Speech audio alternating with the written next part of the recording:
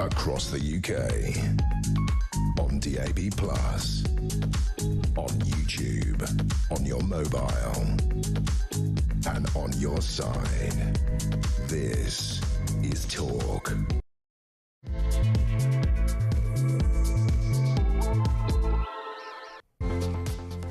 The only question, frankly, is how loud can Alex Phillips have her headphones? Because I've got to start my own headphones, of course. Got to stick it in the same socket, though. Man alive! Get an operation, Alex! Jesus. What have we got this afternoon? Prime Minister Keir Starmer provoking outcry on Thursday night, of course, by asserting that he was in control of the Middle East crisis. This was during an emergency press conference. Starmer described his approach as providing calm, level-headed leadership, a claim that critics immediately dismissed as utterly delusional, and rightly so. Also this afternoon, Lord Mandelson has now been released under investigation after being arrested on suspicion of misconduct in public office on February the 23rd. He's no longer on bail. The investigation remains ongoing. It does mean he can go on holiday if he wants.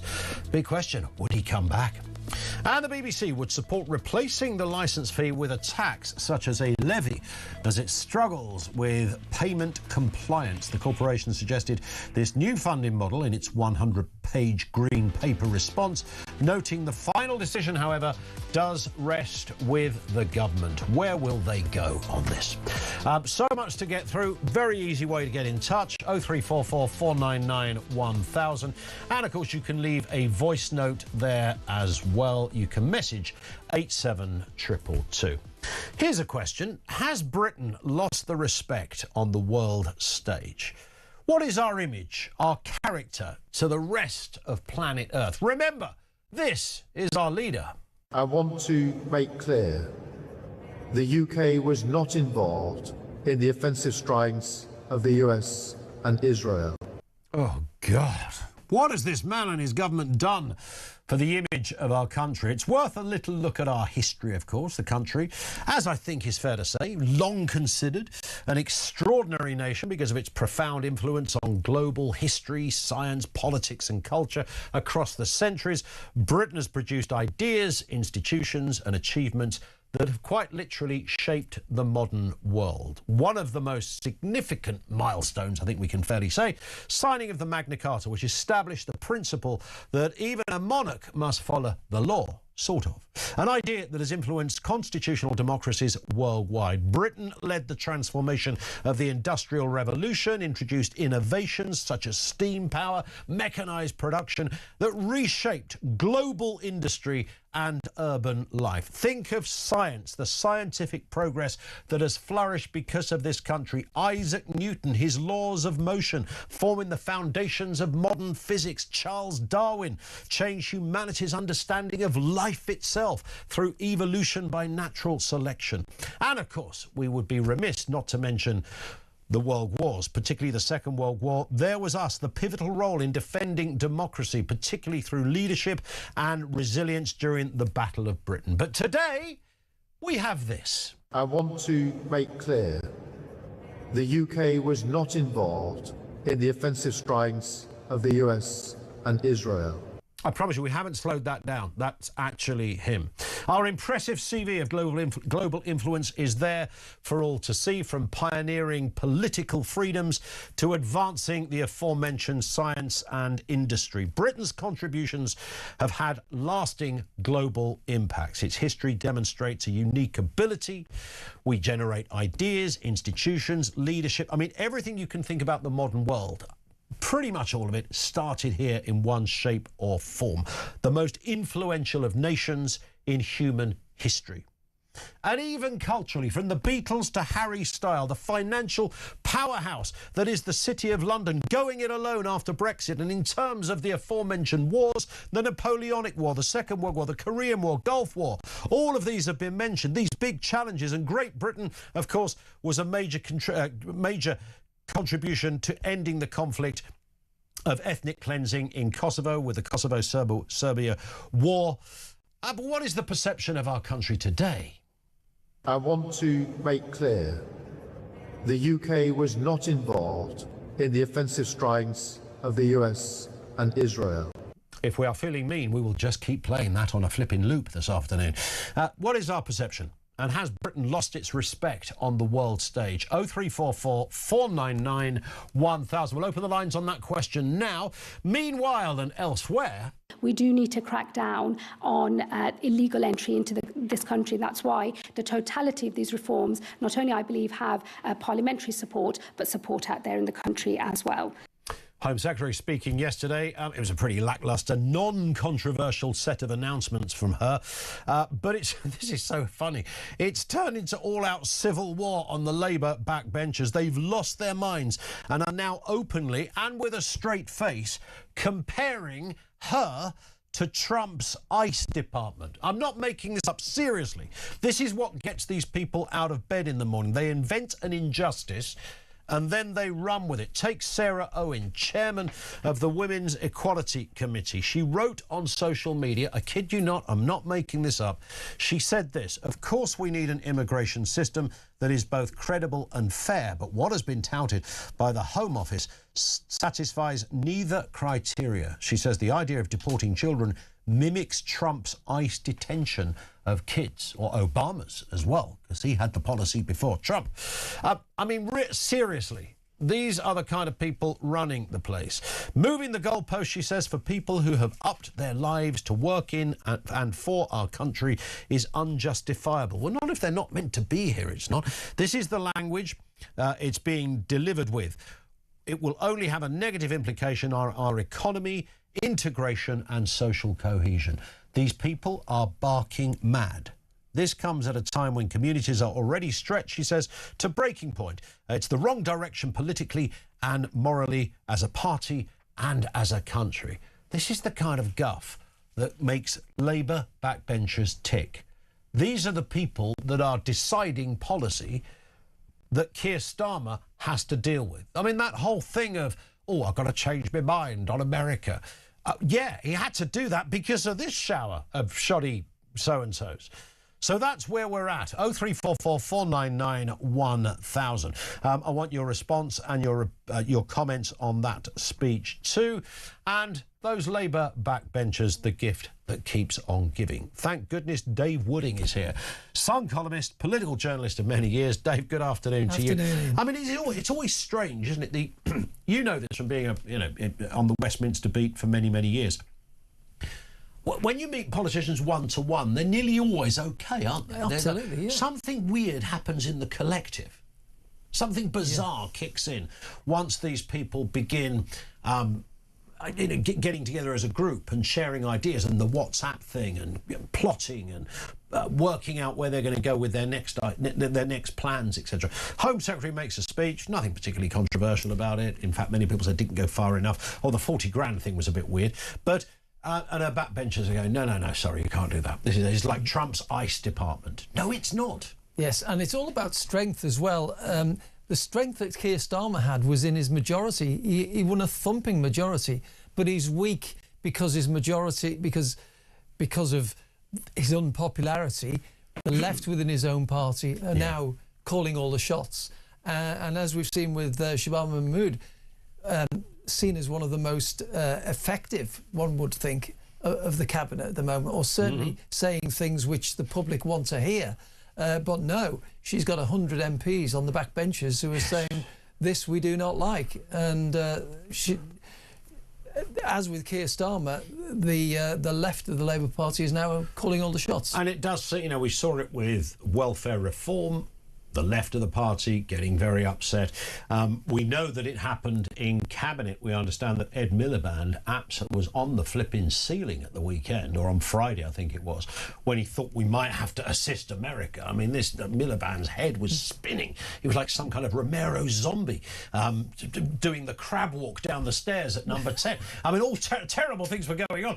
And this, of course, meant that Starmer had to think, well, if I don't change, I'm going to have quite serious, so we hear, potential of a rebellion and therefore a leadership contest as a result of this. Well, absolutely. What sort of state of affairs is it where you have the decision on national security, effectively, the safety of British interests around the world, under threat from Iran, a war going on, and the decision is being made not by the Prime Minister, not even by the Defence Secretary or the Foreign Secretary who know about these things, but by the Climate Change Secretary, Yes. a former leader of the Labour What's he Party talking about? who was roundly and emphatically rejected at a general election, and now he seems to be having a big say in how this country is run. Unbelievable. Let's move to this. Keir Starmer.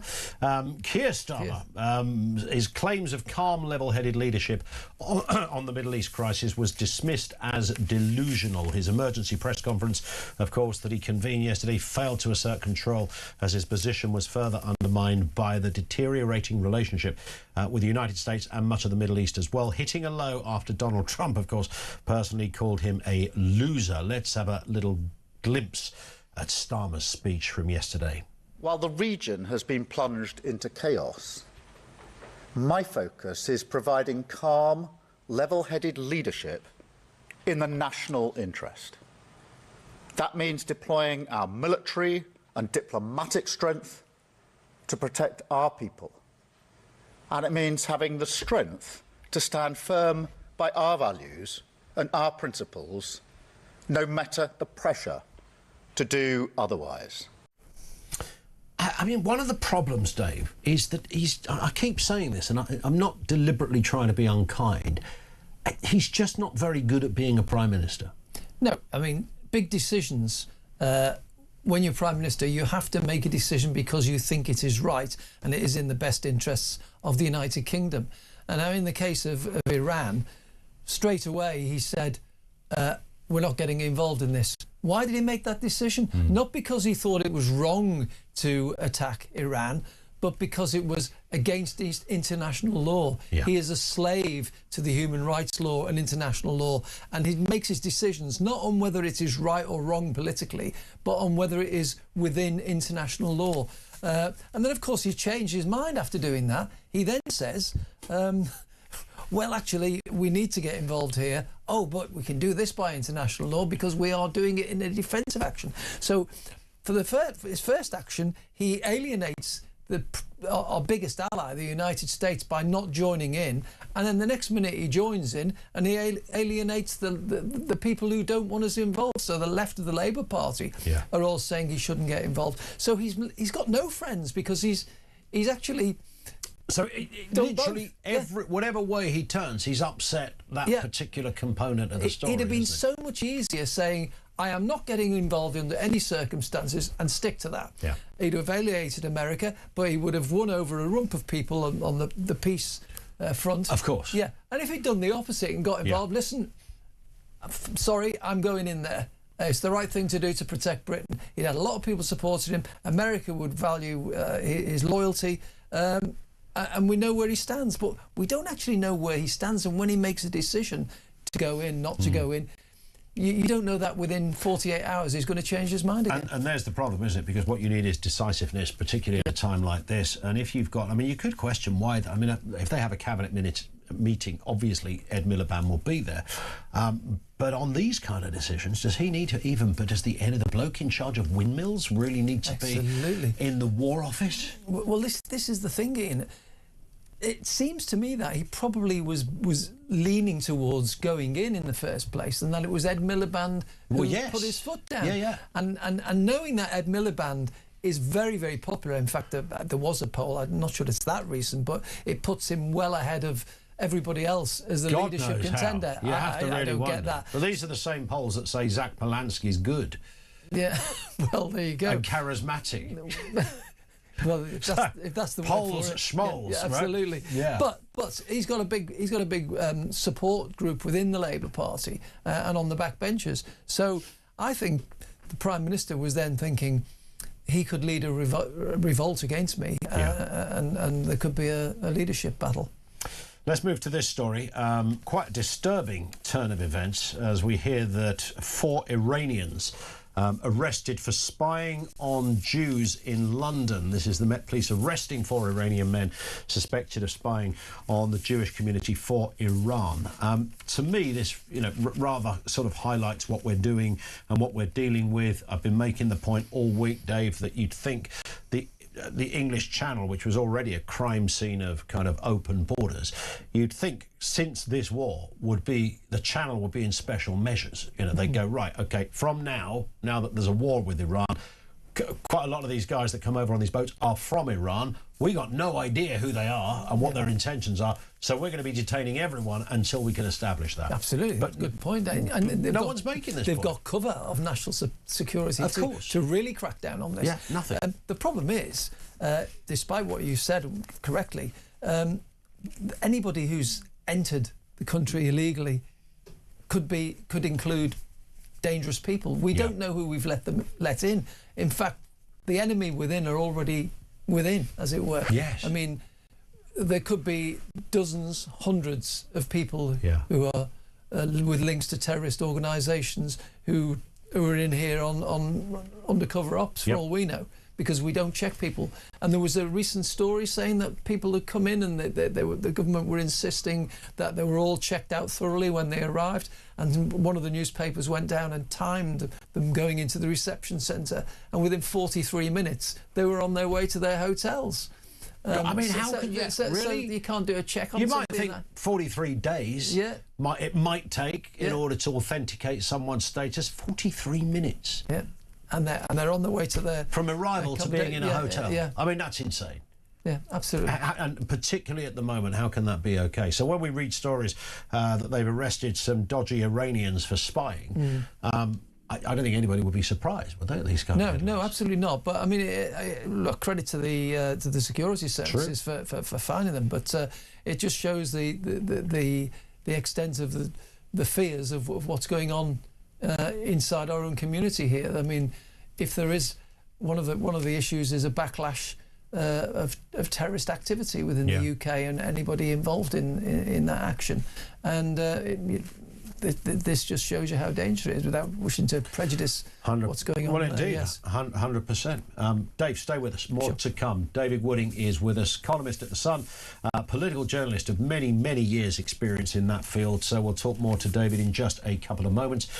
Over to you, particularly on that question at the beginning, has Britain lost its respect on the world stage? If you look at that big, fat list I gave you at the top of the global influence that this country used to have, undeniable, undebatable influence on planet Earth, our journey from politics to law, science to industry, even through to culture. I mean, the list is not just extensive, it's almost endless.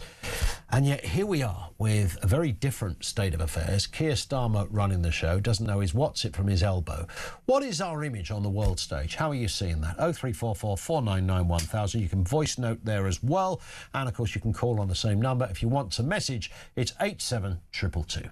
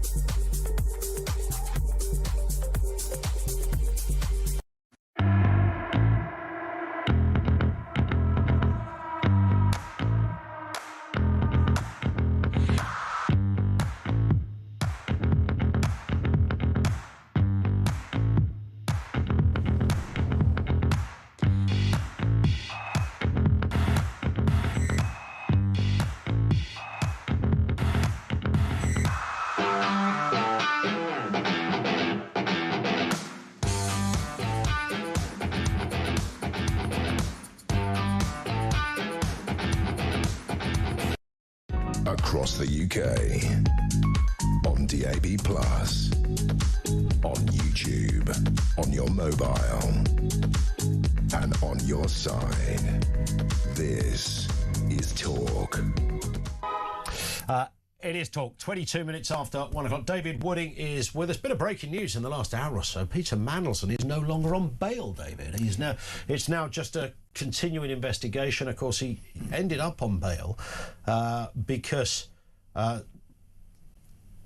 Lindsay Hoyle crossed him up. I mean, it's just, you can't make this story up. Lindsay Hoyle rang the old bell and went, yeah, I think I've been told it might be a flight risk. Is going on holiday and not coming back or something. He denied all of that, of course. Anyway, I think the bail then included him being having his passport taken or surrendering it, whatever they call it. But he's no longer on bail, so he's free to go on holiday. There were rumours that a massive air balloon was seen taking off from Camden with a big sign saying, "Up yours, Hoyle." But I don't know if there's any truth in that. It's a nice thought. Well, I mean, the word was that the police, when they were told about this, told Peter Mandelson where they got the information from, but they said it was the Lord Speaker, or they may have just said the Speaker. Oh, right. And Peter Mandelson wrongly assumed they meant the Lord Speaker being in the House of Lords himself. Then when he or his people contacted the Lord Speaker and said, "What the hell's going on here?" he said, "I've not done this." So clearly he'd spoken to Lindsay Hoyle, the Commons Speaker. And Hoyle all along. He had to issue a statement saying it was him to clear it up. Yeah. But, I mean, the police shouldn't be telling defendants or suspects or people who are being investigated where they get their information from. That's completely wrong. It's just, imagine me writing in the newspaper, well, I got this story from such and such an MP. You'd never work again. No. I mean, it's just ridiculous, isn't it? That shouldn't have happened. I mean, interesting as it is for people like us and in fact the wider population. We shouldn't really know that either, where the information came from. Absolutely. There's no reason why we would know. No, but I suspect the reason he's no longer on bail is because, I mean, there are certain bail rules. I'm not totally up to speed on how they are. They keep changing them. But if he is on bail because of a flight risk, that would mean if he skipped bail, then there would be an offence. Yes.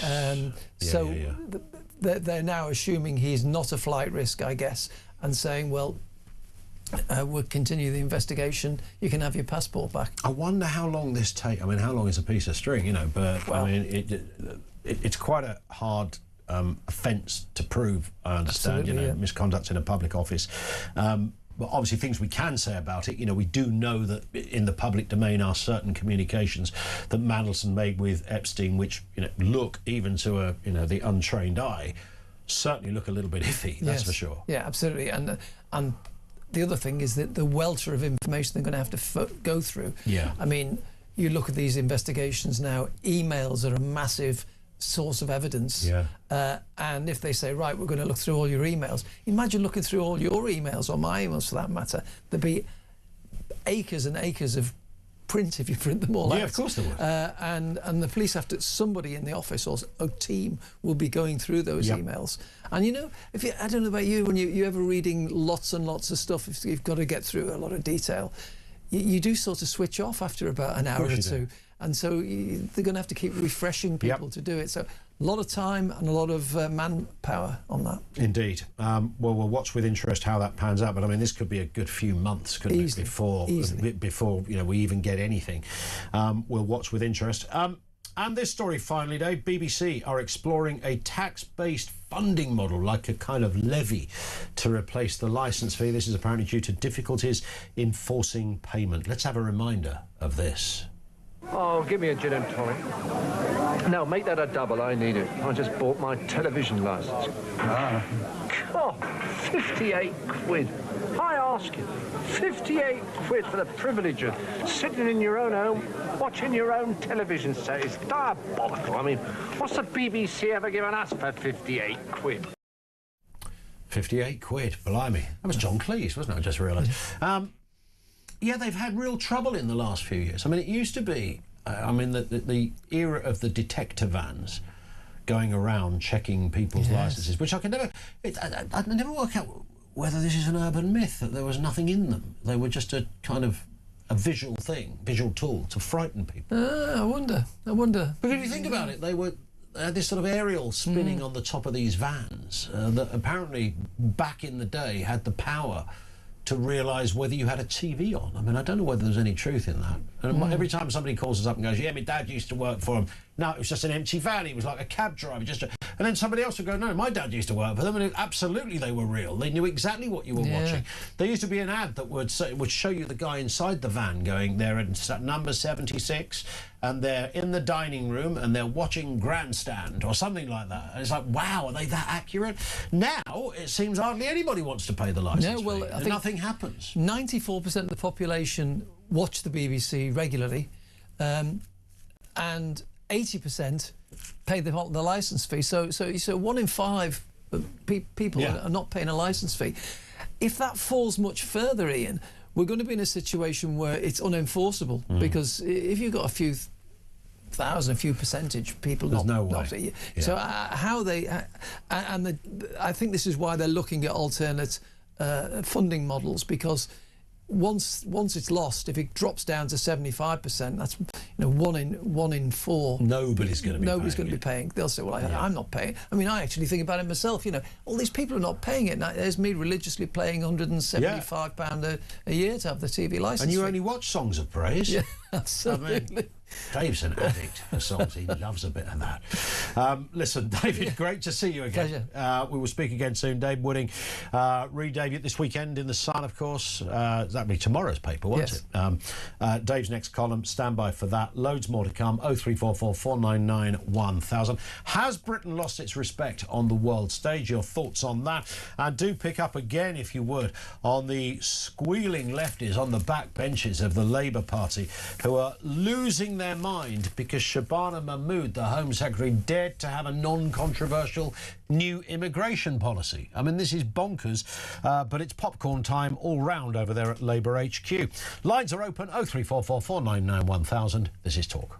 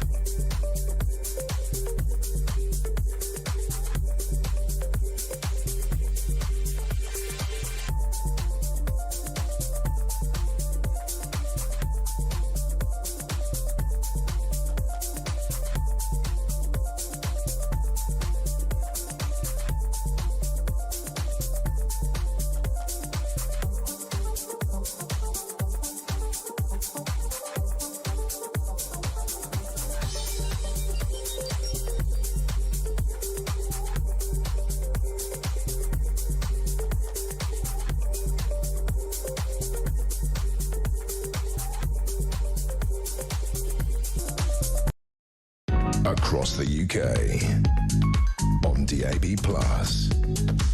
on YouTube, on your mobile, and on your side.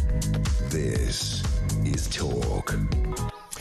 It is Talk, 0344 499 1000. We are talking about quite a lot here. Of course, Keir Starmer's position, his claim of calm, level-headed leadership seems to be under question as well on the Middle East crisis. Dismissed by many as utterly delusional. His emergency press conference yesterday failed to assert much control. His position appears to be undermined by that deteriorating relationship with the US and the Middle East. Hit a bit of a low, of course. Donald Trump saying he's no Winston Churchill, publicly calling him a loser. Let's have a listen to a little bit of that that speech Starmer gave yesterday. While the region has been plunged into chaos, my focus is providing calm, level-headed leadership in the national interest. That means deploying our military and diplomatic strength to protect our people. And it means having the strength to stand firm by our values and our principles, no matter the pressure to do otherwise. Well, that was a little bit of what he said. It wasn't exactly gripping stuff, and it certainly wasn't Churchillian. Let's firstly get a word from retired General Ben Hodges, former commander, US Army in Europe. Ben, good afternoon to you, sir. Nice to have you with us. Thank you, Ian, for the privilege. Listen, it's lovely to get your views on these things. I mean, Keir Starmer, as you will be aware, is getting quite a lot of stick over here. Not seen as a particularly strong leader. Trump waded in on that. He's no Churchill, he said. But, of course, I think you might well counter that by saying Trump is no Eisenhower. Would that be reasonable? I was going to say he's no Roosevelt, but your choice is also good. What do you make of that? I mean, give us your overview of what is happening at the moment, the American position in the Middle East. We're hearing about this effort is going to intensify over coming days. That's certainly the last we heard from the Defense Secretary. Yeah, I think this war is going to go on much longer than the president or his team would want, partly because the president has not clearly identified the end state. And so if you don't have a strategic end state to work towards, it's open-ended. Yeah. And this is how you start getting into, well, maybe we need troops there. So that's how you get into boots on the ground or the more familiar mission creep. Although it also, I think he doesn't feel obligated to do that because it gives him multiple off-ramp opportunities. So he can say, okay, we did this, we did this, we did this, we won, I'm out. On the other hand, the enemy, of course, always gets a vote. And I think that the IRGC, the Islamic Revolutionary Guards Corps, that really is the power in Iran anyway. And for them, just surviving as a regime will be victory. And so they're going to do everything they can to prolong this, to drag it out, which is kind of what we're seeing now. I appreciate that every side in war or battle will always claim some kind of supremacy in their efforts. President Trump, Pete Hegseth, really glorifying that they, and I don't mean that as a pejorative, but they're telling us that, the job is nearly done. We're in there, we're making our way, everything's going according to plan. And, not only that, but we understand the president wants a say in who becomes the leader. What is your assessment of those two men? Well, the fact that there's been 5 or 6 different justifications leading up to the actual beginning of the war this past weekend tells you that there is no plan. I mean, clearly they do not have a plan. And when the president says, we ended up killing so many people around the Ayatollah that we don't know who else is there, that doesn't sound like a very well thought out plan. And I think that while the military, I'm so impressed with what our Navy and our Air Force and the Israelis are accomplishing in their military tasks, the fact is that doesn't matter if it doesn't achieve the strategic end state. I mean, that's what matters the most. And the president has not done that. And the Secretary of Defense still acts and speaks like he's a Fox News journalist rather than somebody who is managing our Defense Department. So you sense, Ben, if I've got this right, that the strategic, operational aspect of this is showing very skilled soldiers and aircraft personnel doing exactly what they're asked to do and doing it very well. But the politics of it is kind of all over the place. Well, if I'm the commander, I always want to know what is the end state I'm supposed to accomplish, because that will drive the planning, that will drive the logistics, that will tell me priorities for targeting or not targeting. And of course, we're not doing this alone. We're working alongside the Israeli Defense Force and then the host nations, our partners in the Gulf region. These are not islands. I mean, this is all part of a continuous whole, and you got to work with them. So your assessment, I'm assuming then, Ben, is that we're in this for the long haul. Then it's not going to be an in and out job, as Mr. Trump kind of alluded to at the beginning. This could go on forever. Well, I don't want to sound like a scratched record, but if you don't declare the end state, then it's literally open-ended. And at some point, the president's going to be getting a lot of pressure from his own domestic base. The military probably, despite some concerns about having enough precision weapons, can probably continue sustain operations for quite some time. The Israelis, I would imagine, as well. But the Iranians, particularly the IRGC, are going to do everything they can to drag in as many other nations as possible. That's why they launched drones and missiles against multiple countries in the region, to drag them in and to disrupt air travel, disrupt oil shipments and gas shipments through the strait, and then, of course, international shipping. All of this is designed to build up pressure on the U.S. to stop this. So this is why it's so important that the leader has to clearly identify, why are we doing this? I'm bound to say, Ben, it could be worse. If you are concerned about your own president, imagine if Keir Starmer was running the show. Nobody wants to see that, do they? What are you making of the UK's position on this? Well, look, I'm not so stupid to stick my nose into internal politics of another country. Go on, go for it. We don't mind. But, we absolutely always will trust our British ally, the intelligence sharing with the Brits, the bases, the quality. Even if the size of UK's armed forces are not what they need to be, the quality is still what I always remember. And, look, relations between nations are much more than just who's in the Oval Office and who's at number 10 or the German Kanzleramt. On that point, Ben, great to have you with us, sir. We will speak again, I hope. He is retired General Ben Hodges, former commander of the US Army in Europe. Thank you to him. Let's get a word from Nicholas Westcott. He's Professor of Diplomacy over there at the School of Oriental and African Studies, University London. Good afternoon to you, Nicholas. Nice to have you with us. We're struggling to hear you. I don't know whether that's a mute button issue or whether it's our end. Can we hear you now, sir? I'm not on mute. Oh, right. We can hear you loud and clear. Lovely to have you with us, Nicholas. Professor of Diplomacy. How many times is that role needed in government, for goodness sake? But diplomacy, I suppose, is what Mr. Starmer is claiming at the moment. He's not gung-ho. He's not gone in there all guns blazing. He's being what I think he's described himself as calm and level-headed. Is that about right? It has a difficult hand to play because the UK is, in security terms, dependent on the US. And it's also the UK believes strongly in and wants to reinforce the international rule of law because we're a medium-sized country. We can't dictate to others in the way that we once did 100 years ago or more. True. So he wants to sustain the rule of law that says, big countries can't just invade small countries at will. And he's been playing it quite delicately because you don't want to break relations with the US, you depend on them. And therefore, while some people see his position as equivocal, he's been too late, he's been too early, he also has to take account of public opinion, which is very firmly against the view that we should get involved in a war that we're probably going to lose. So there he is treading carefully. And he's also very conscious, as I think everybody is now aware, that Britain's military means are quite limited. We don't have the navy that we once did to invade the Falkland Islands.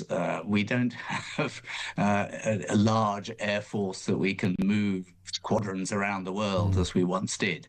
No. So you're playing a weak hand, and therefore you've got to play it carefully and well and keep the public on board. So he's doing the best he can. Yeah, well, from what we can understand, though, it appears that he might have had initially a very different position on this. And then certain members of his cabinet, namely Mr. Miliband, I understand the Chancellor, possibly the Home Secretary, got very, very upset that Mr. Starmer was considering this support on, this is day one territory, support in allowing our bases to be used, and then kind of had to change his mind. So I guess all of this feeds in, all very well to say, well, he's just being diplomatic, he's just being level-headed, he's just being calm. But the smart money seems to suggest he did have a different view until he thought it meant that his own leadership could be challenged. That isn't diplomatic, is it? That's saving your own skin.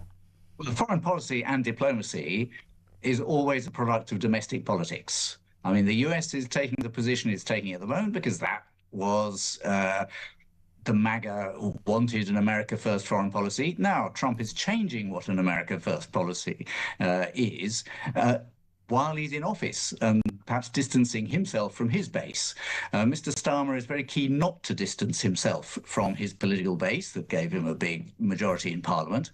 And there's no question the Labour Party, having been bitten in 2003, is extremely wary. I think that reflects British public views. So, you know, Starmer, as I say, is trying to marry this. Yes, he might have said, look, we've got to stand alongside the US, we're dependent on them, and members of the party might say, hang on a minute, that's not the public view, you've got to be more careful than this. So, yes, it's a normal political process. But is the irredeemable reality of these things is that you're either in or out. You can't be a little bit in and, oh, well, you know, if you're an Iranian who's very grumpy about the fact that Tehran had the what's-it bombed out of it at the weekend for regime change, you're not going to look at Keir Starmer and say, oh, he's one of the good guys. As far as you're concerned, he's up there with the Americans and the Israelis, right? Because he's dipped his toe into that water. It calls it defensive rather than offensive, but nonetheless, he's part of it.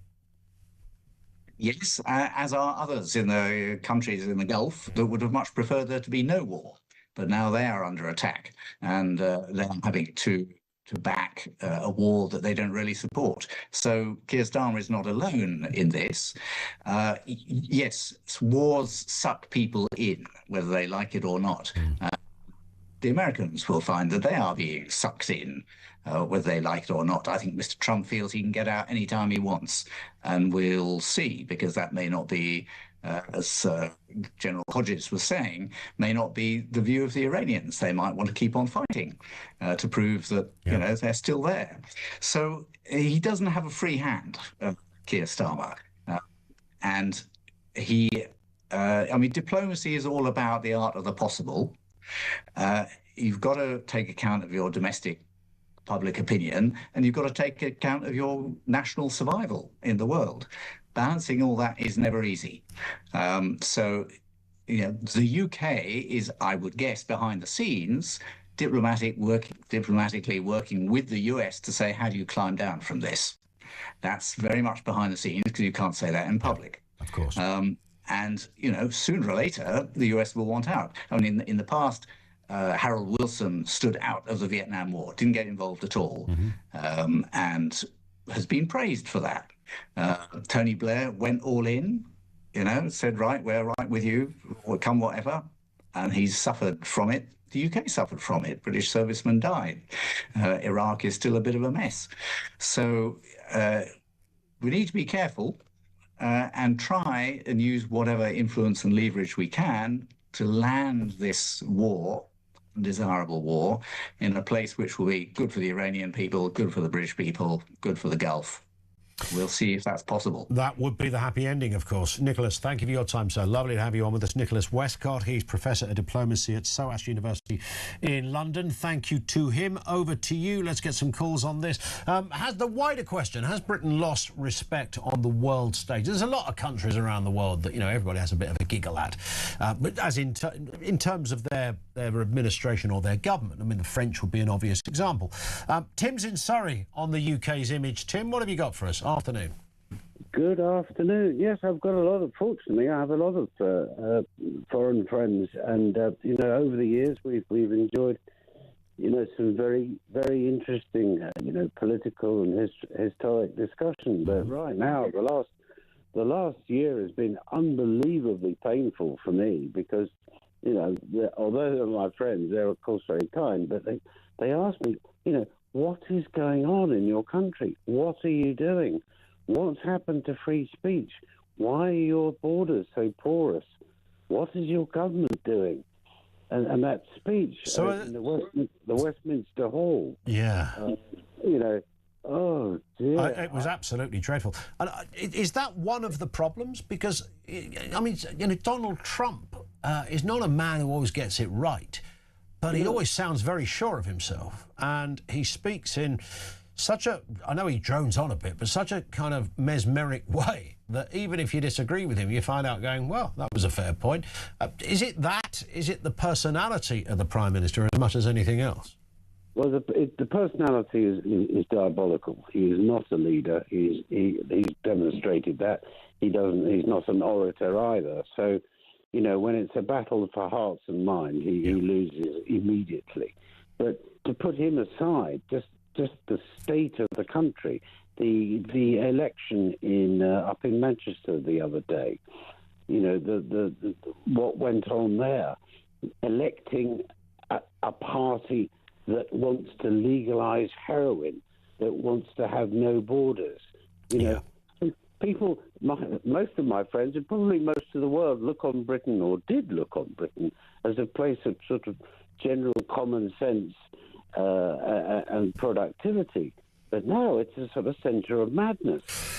Yeah, no, I hear it. Isn't that strange when you look at the kind of great CV of our times, as I said a couple of times, you know, from politics to science to innovation, engineering, medicine. I mean, the list goes on. It's massive. And yet here we are with good old Keir. Listen, Tim, thank you very much indeed for that.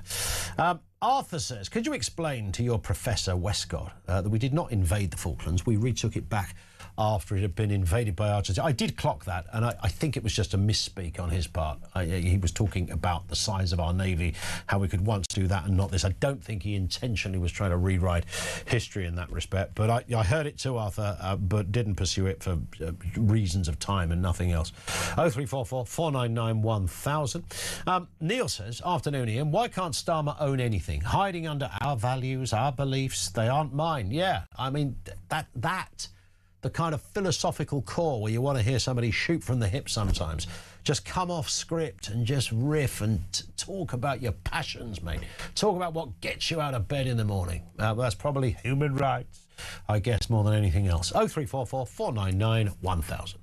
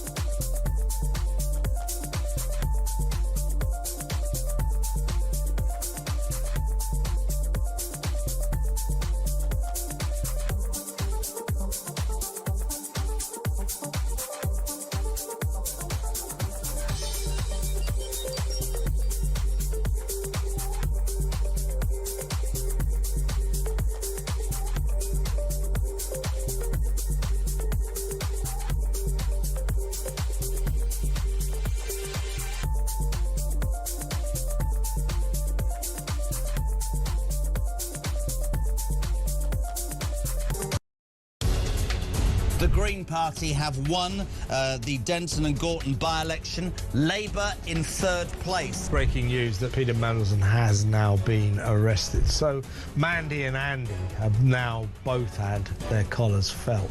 What would Andrew Loney tell them to do? To come clean, be honest. And if Charles is complicit in this cover-up, which I believe he is, then I think he has to fall on his sword. When you define sex, what your gender or sex, what you mean is biological sex, and that's a man or woman, what you are physically, not what you think you are on a Wednesday afternoon.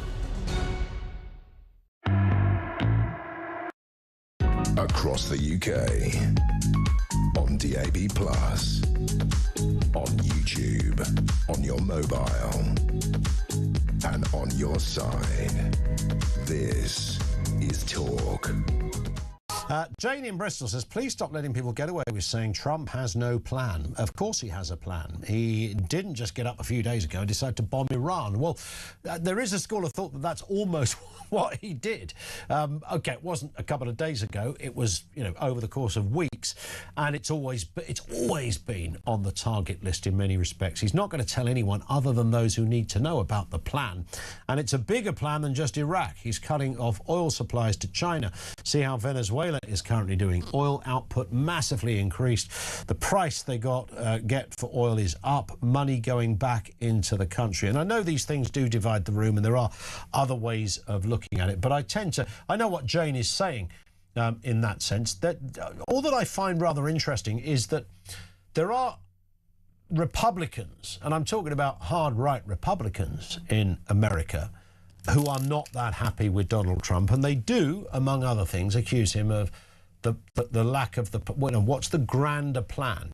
Regime change should not be up to a third country to decide, even though it's a rather delicious idea that we could pick other people's leaders.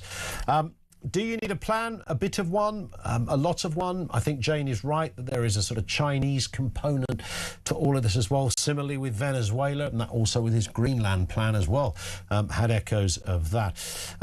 One here from Tongue in Cheek says, YouGov polls show broad support for Starmer's stance. Apart from decision to allow the use of airbase, overwhelming opposition. Only 8% support joining attacks on Iran.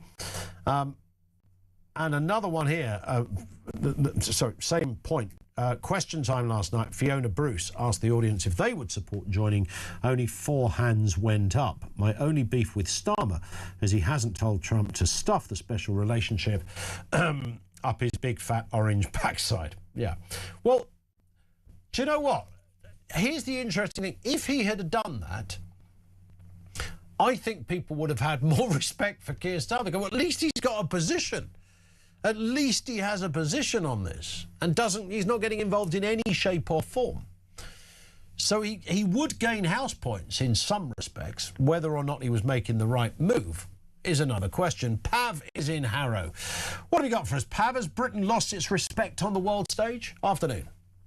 I think it's entirely down to Starmer. I've got a few points. I'll try to make them as succinctly as I can for you, in no particular order. First and foremost, I think it's a good thing that we generally have a Prime Minister who's prepared to diverge and divulge away from the United States or any ally at a given juncture, providing they're putting national interest and security first. I'm not terribly convinced that's happening, but it's happened before. You know, we had it with Vietnam, we had it with Syria, Libya, etc. So that's a good thing. However, and it's a big however, it's the lack of decisiveness, the indecision of this guy that I think is damaging our reputation. And what I've been very amused at, you had your professor on from SOAS who let's be charitable and say he misspoke. I'm not convinced, but let's say he did about Falklands.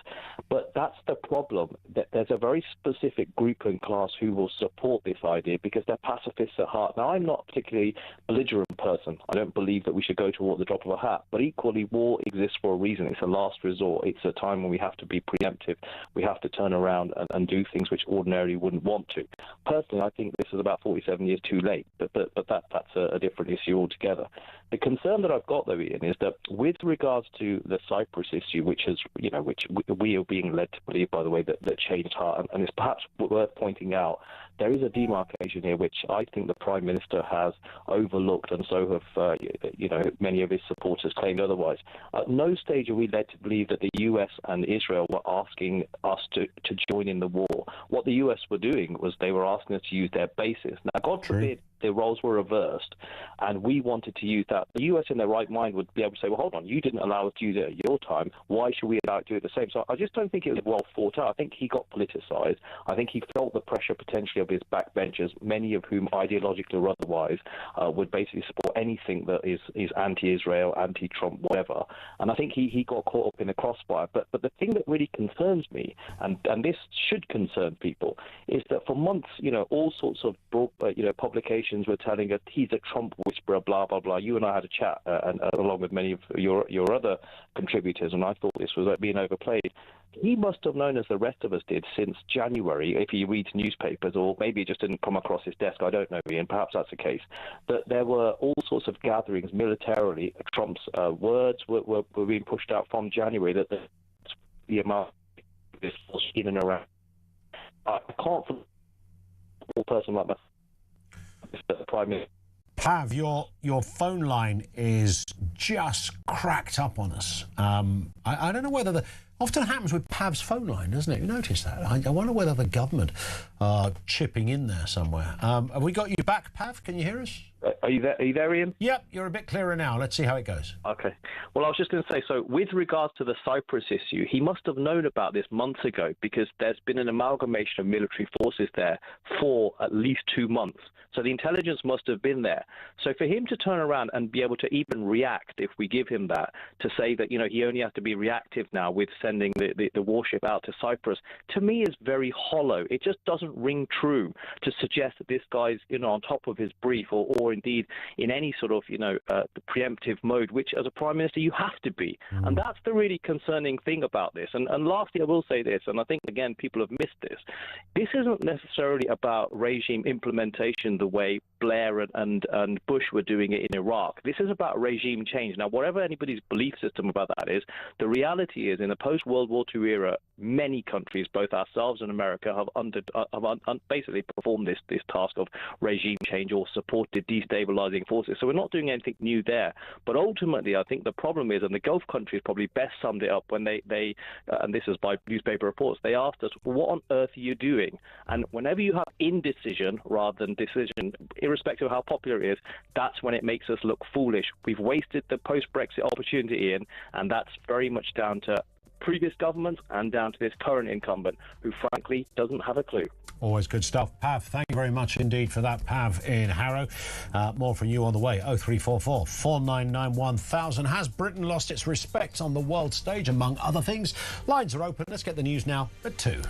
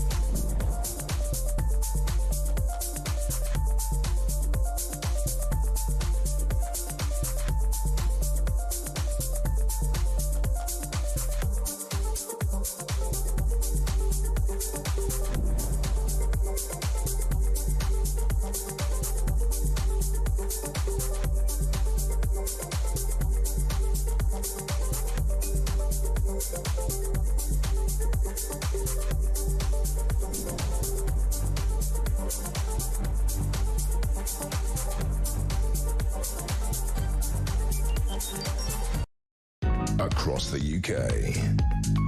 On DAB+, on YouTube, on your mobile, and on your side. This is Talk.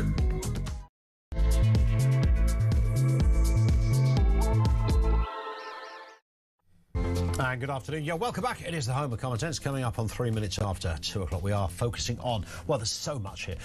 Keir Starmer provoking outcry yesterday by asserting he was in control of the Middle East crisis. This was an emergency press conference. Of course, you heard it here live on the show. Starmer describing his approach as providing calm, level-headed leadership, a claim that critics immediately dismissed as delusional. Does he look like a Prime Minister in charge? Does he look like the man that can take us through a potential war? Your thoughts on that? Also this afternoon, Peter Mandelson, Lord Mandelson, he's still got the title, just has been released under investigation after being arrested on suspicion of misconduct in a public office. That goes back to February 23rd. He was on bail. He's no longer on bail, but the investigation does remain. It means he can go off if he wants for a holiday without any worries that he's going to be breaking the law. Assuming he comes back, of course. And the BBC says it would support replacing the licence fee with a tax, such as a levy, as it struggles with payment compliance. The corporation suggested this new funding model in its 100-page green paper response, but they did say that the final decision, of course, rests with the government. How do you fund the BBC? I mean, I wrestle with this one a lot. I don't know what the correct model is. All I know, and I think everybody can agree with this now, can't they? There is no justification for a licence fee. You simply, even if you love the bones out of the BBC and find yourself watching it on a regular basis, I don't know how you could, with a straight face, say, right, I can defend this fee. Even if it works out cheaper than other streaming models, the difference is one's optional, the other is compulsory. 0344 499 1000. You can message 87222. Tony in Stratford-upon-Avon says, whatever position is taken by the government, agree or disagree, make it clear, logical and firm. The worst of all worlds is to take a position that is so vague and warped and logically inexplicable that no one can make sense of it. Then allow it to move about a bit, as within hours or days, while also reducing our reputation, respect and alliances. Starmer has made a pig's breakfast out of a sow's ear. I said it a second ago. If, as one of our texters or somebody, tweeters, posted to me on X, that according to some polls, there was a YouGov poll that said there's very little support for the UK to be fully involved in Iran. I don't know whether that means kind of like Gulf War territory, boots on the ground and stuff, because I think we'd all be concerned about that. And a kind of vague, unscientific poll on Question Time when Fiona Bruce asked the audience if they would support joining, only 4 hands went up. And this message said, Starmer should have told Trump to stick his special relationship up his big fat orange fundamentals. Now, at least that would, it might have been bizarre, but at least it would have been a position. Because I don't hear our politicians get angry about anything. You just never hear those moments when I'm looking at Hegseth and Trump and others from that administration. I know sometimes it's a bit wacky and a bit weird, and yes, it is sometimes also delusional. But at least you feel there's like a kind of philosophy that's firing out of your TV screen when these people speak, that they have a belief system. And I think that's ultimately what we seem to be tragically and profoundly lacking. The Home Secretary is someone who claims to have a belief system when it comes to immigration, but even she's under fire, of course, after offering 40,000 quid to failed asylum seekers who voluntarily leave the UK. The Home Office has launched this kind of trial. 150 families are going to give it a go who qualify for a £10,000 per person lump sum, up to 4 people. I like the T's and C's. Up to 4 people apply. You can always hear that speeded up voice at the end on the ad. The government plans to extend the scheme to thousands more families with no legal right to remain if it proves successful. Let's have a listen to the Home Secretary. There is ample space for a migration system that is fair, but where it needs to be, firm. There can be both compassion and control in a system that rewards contribution and those who play by the rules. So what happened here? They kind of decreed that it sounds like a weird thing. Like you're going to give 40,000 quid to a family that were never meant to be here in the first place. And the Home Office argument is, well, it would cost 158,000 a year to put that same family in a hotel. Well, that's not... Is that the metric? Is that the way you judge this? I mean, it shouldn't be costing anything because those people shouldn't be here. Maybe I'm simplifying this. Thank goodness for Emma Trimble. That's all I can say. She's on the line with us now, writer and broadcaster. Emma, good afternoon to you. I know we often talk about living in a crazy upside-down world, but this sort of feels like it's hit the bullseye in that department. It really is just silly, isn't it, Ian? I mean, you put it rightly there when you said that they're excusing this by saying it would cost so much more for us to put them up. They were allowed to stay here, but of course their asylum claims have failed. They shouldn't be here. What kind of embarrassment are we as a country that we can't just put these people on a flight and send them back? They have no right to be here. We shouldn't be putting them up. They shouldn't have any entitlement to any taxpayer money whatsoever. And so the idea of giving them £40,000, sure, it might solve the solution by getting these people who are here now illegally to voluntarily leave the country. But this isn't an acceptable solution to the British taxpayer. This isn't an acceptable solution to people who want our borders controlled. And sure, Shabana Mahmood is on the right of the Labour Party, and she's being quite heavily criticised by backbenchers over her attempts to try and deal with illegal migration. Sure, it's a solution, but it's not a good one. It's not a good one. And the bit that I say the bit that I don't understand. Again, you know, every now and again you read a confusing story and you think, I must be missing something here. And you've articulated it brilliantly, Emma. I sense that what the Home Office are saying, that if they didn't do this, these people would have teams of lawyers who were forever battling their case, and there'd be an appeal and another appeal. That could go on for many years, and that's why in the meantime they have to stay in a hotel. Surely the answer to that is no, that's not how we're going to do this. How we're going to do this is if someone's been given 40,000 quid to go back to their country of origin and they're happy to do that, then we know that that place is safe for them to go back to. So they would go back there and then, wouldn't they? In fact, what they should do is invite everybody who wants to apply for the 40,000, and when they turn up at the community centre, we just go, right, thank you very much indeed. There is no 40,000, but there is a coach to the airport. Yeah, this shows the extent to which the system is broken. I don't know whether or not the Home Office, think that they have to do this, that maybe the costs of dealing with all of the lawyers trying to get these people to stay here for, all sorts of absurd claims that we've seen before. Things like, people can't be deported because one of the children in their family doesn't like foreign chicken nuggets. We've seen all sorts of crazy reasons that lawyers have used to try and keep people here. This just shows that we need to leave the ECHR, that we need to get control of our borders. And I think we also have to see this in the bigger picture. And we've been all talking a lot over the last couple of days about the complete embarrassment of Keir Starmer not being able to send one of our warships to defend our RAF base in Cyprus, and his completely weakling attitude and what that projects to the rest of the world, that Britain is effectively defenseless, is unwilling to stand up for itself. And this is just part of that bigger picture. We're not even willing to properly police our borders. We're not even able to deport people whose asylum claims have failed. If you were an asylum seeker, a migrant who wasn't coming here legitimately, who doesn't really have any right to be here, surely you would see this as some kind of incentive that if you come here and your asylum case does fail, then you get 40 quid and you get to go back to your country. I mean, this is like the government are setting up a racket for the British taxpayer to be even more abused than we already are being.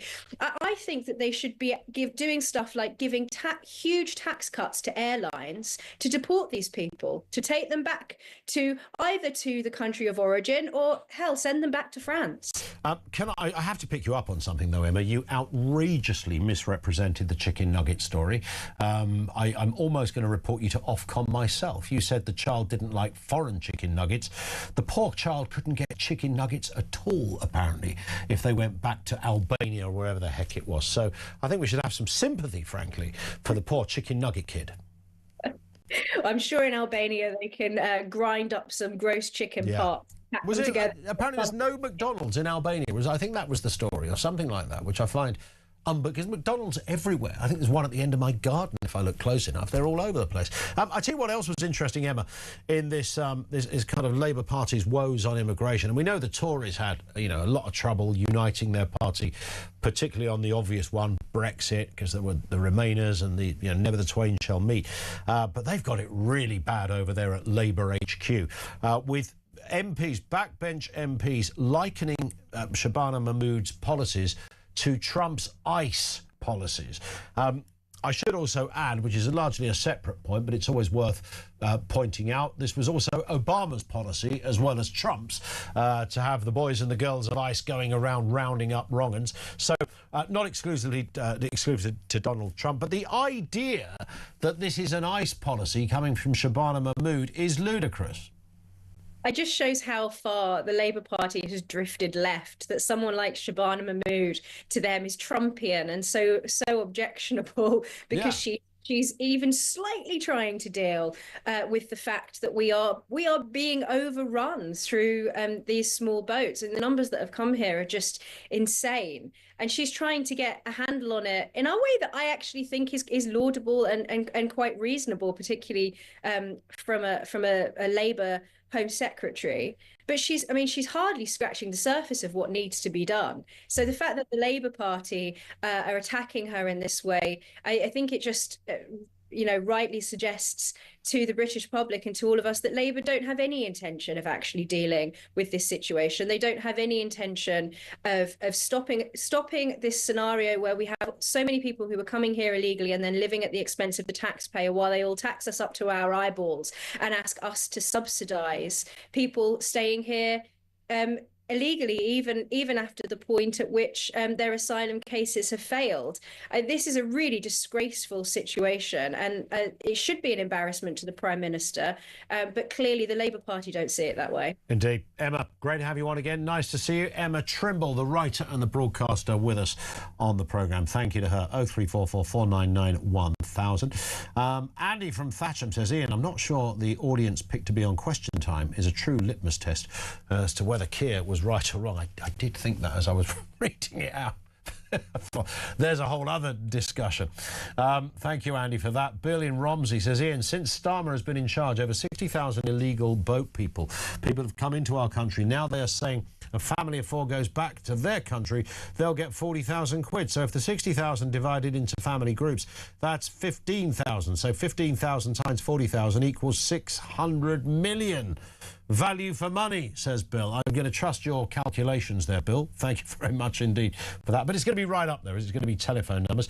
Reference the licence fee. Alex says, detect what you're watching, the old detector vans. This government can't even detect where asylum seekers are when they slip off the radar. I mean, that would be something if they know that you're watching EastEnders in the dining room, but they cannot tell you where 600 moody Albanians might be.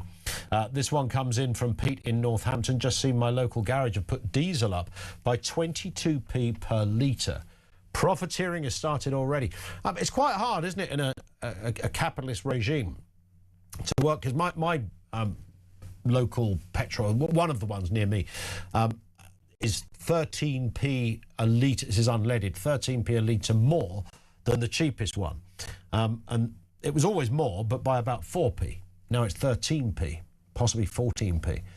And of course, it's the same petrol under the ground, and they've got tankers full ready to go. So it is just profiteering. Do you make that illegal, or do you say, well, fair play, mate, it's a capitalist economy. If you want to pay for it, pay for it. If not, go down the road to that cheaper one. I don't know, but it always feels a bit mean, doesn't it?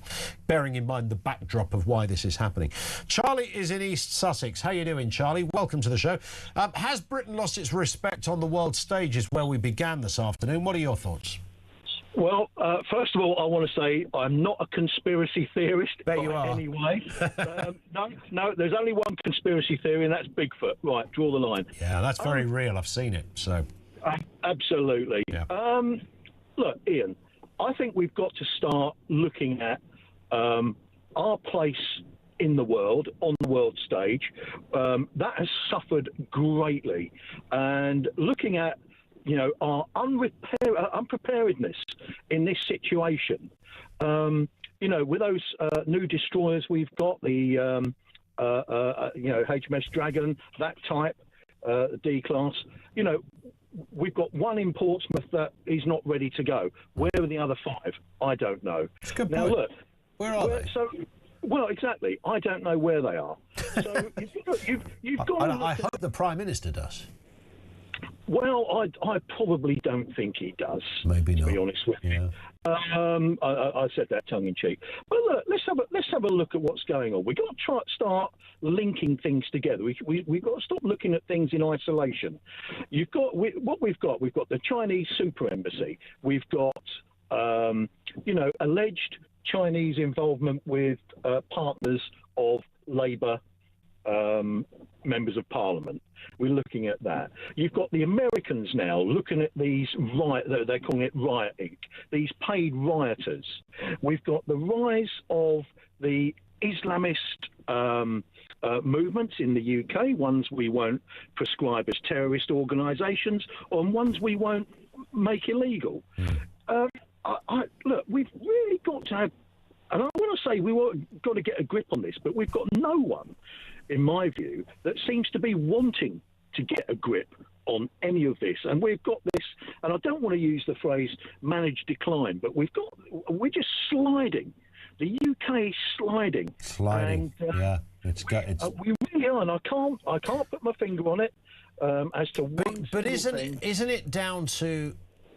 Again, I have this argument at home about Trump, that if I say anything in defence of Trump, suddenly, there's no dinner on the table. There's that kind of territory. Not that I'm not also responsible for dinner on the table, I should add, but that's largely another story.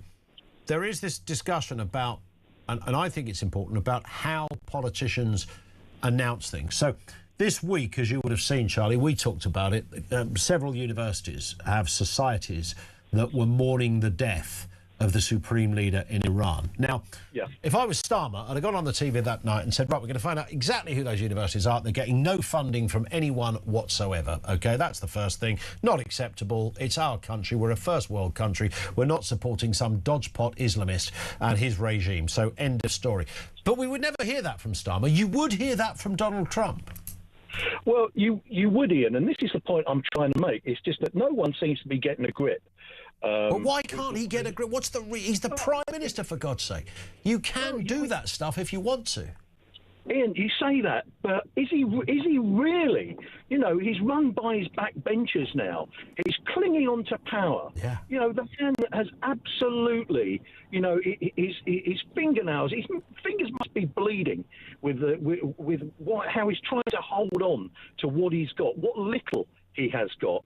Right, respect of the people in this country, zero. Yeah. Apart from some lunatic fringe, you've got respect on the worldwide stage, zero. Nobody's interested in what he wants to say. True. Nobody wants to know what he wants to do. He doesn't know what he wants to do. He's just pushing our country absolutely into this, and we're being funneled into it, aren't we? Yep. We are absolutely being funneled into it, and it's making my blood boil. It makes my blood boil, but I actually think that it's not a conspiracy. I think it's just Starmer genuinely believes that what he is doing is the right thing. Because these people manage by spreadsheets and databases and pre-prepared press releases, because that's how they work. It's all very kind of managerial and clinical.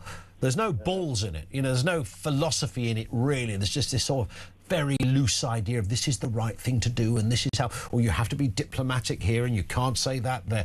It's all of this old cobble. The other day, he goes to this Ramadan festival or event. I don't know if you saw this, Charlie. He's got the Palestinian ambassador manhandling him, grabbing his shoulder, whispering in his ear. If I was the armed boys that look after the Prime Minister, I'd say, "Oh, get away. Get away. You don't get a chance to do that. I'd have shot him in the toenail." You can't do that. You can't. Ian, we are in a shocking state. We really, really are. And honestly, it's not a conspiracy. I'm not into conspiracy. No, I know you're not. But I think, we've got to look a little bit deeper as to what the actual, what the fundamental objective of this government is. You've got Ed Miliband, and our... the Chancellor of the Exchequer railing up against, allies that we've had for a long, long time, where you would think, absolutely, you can rely on us in a tight jam. Indeed. Yes, you can. Do you know what, Charlie? You've really depressed me, Charlie. I started off with great hopes for this goal. I thought we're going into the weekend. I was going to have a couple of beers, watch the next episode of Mr. Mercedes. Everything was looking good. And now, I don't know what to do. I'm going to be home crying in the corner, sucking my thumb. Charlie, it's been brilliant. Thank you. Charlie in East Sussex. Thank you to him. 0344 499 1000. 22 minutes after 2. This is Talk.